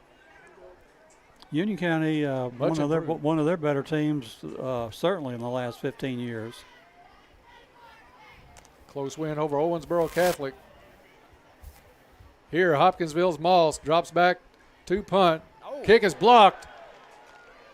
Shaheen tries to go cover it, picks it up at the 20 and gets inside the 20. I think the block was, I want to say it was Angel Long, number 52. We'll check the sideline, and Todd and Gary has that. They can just chip in when they want on that one. Looked like Long got in and got a hand on that one. And that's what. And that's one of those things, Todd. I mean, Dennis, that short punt formation, if you get somebody breaking the line, it's a potential balk. Shaheen covers it at the 19-yard line. So Caldwell County picks up the turnover, but we are under a minute to play here, and Tigers trail by 20. Ball on the ground, and as Carnahan picks it up, trying to make something out of nothing, he's going to get thrown for a loss back near the 23-yard line. Another final in here tonight, or not a final yet, but 7 minutes to go. Murray in a close one with Trigg County. Murray 28, Trigg 20. A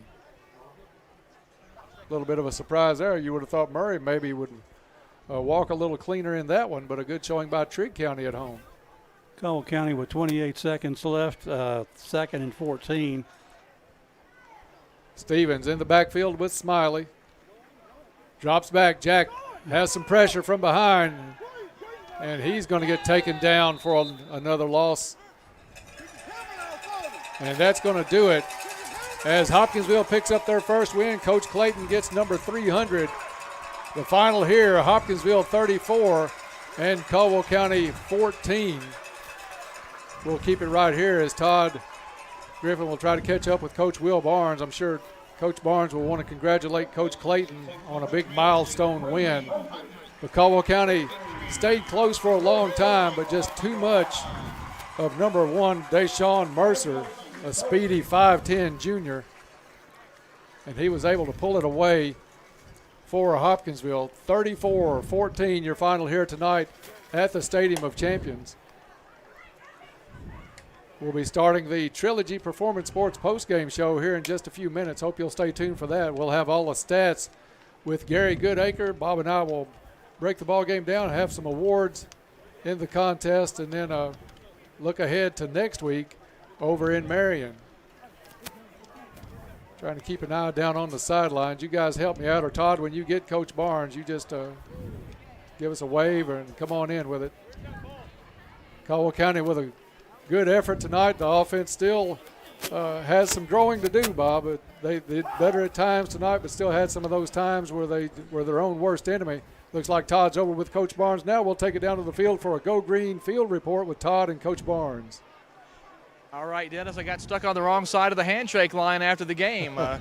Coach Will Barnes, though, down here with us after the game. And, Coach, I said during the game that, regardless of how this game played out toward the end, I think you guys have passed the gut check test the last 2 weeks because you got down to Madisonville, came back and won that one, got down here tonight, got back in it, and had a couple of chances to maybe tie it or take the lead.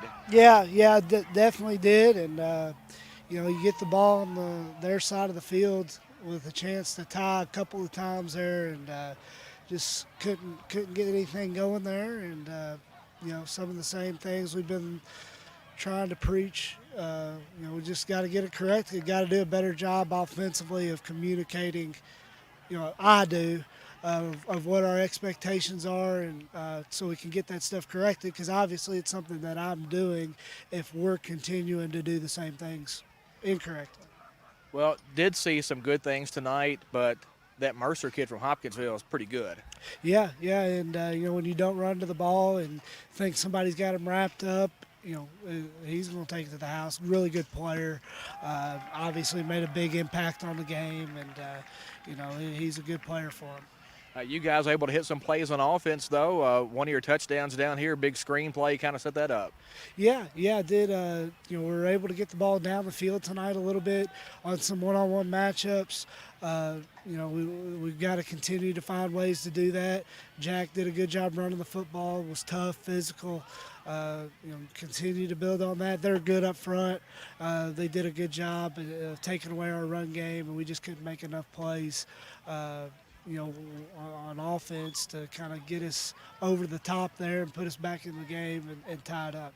Looking ahead to next week, you go to Crittenden County. Last report we got out of Madisonville was Maroons 33, Rockets 20, with about 5 minutes left in that game. So just going by scores, it should be another competitive game. Yeah, Crittenden's got a really good team. Coach Courtney does a great job down there. And, when you go down there, they got a great atmosphere. And, it'll be a very tough game for us.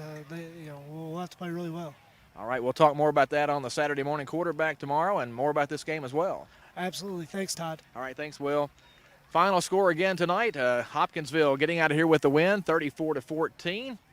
Dennis, I hope I got that right because they turned the scoreboard off on me. But That's it. Did want to say that if you're going to Crittenden County next week, you probably want to dress warm because the theme is Beach Caldwell. So just throwing that out there for Tiger fans. All right, we will dress as warm as we can next week for that one. That's going to be fun. We always like going over to Crittenden County, friendly folks, and they like their football. And Caldwell is kind of their Super Bowl every year, if you will, and it's going to be a good one over in Marion next week. We're going to recap this one, have all the stats from the game tonight with Gary Goodacre in the postgame report, so stay tuned for that. Up next is the Trilogy Performance Sports postgame. That's next here on 1580, 103.3 WPKY.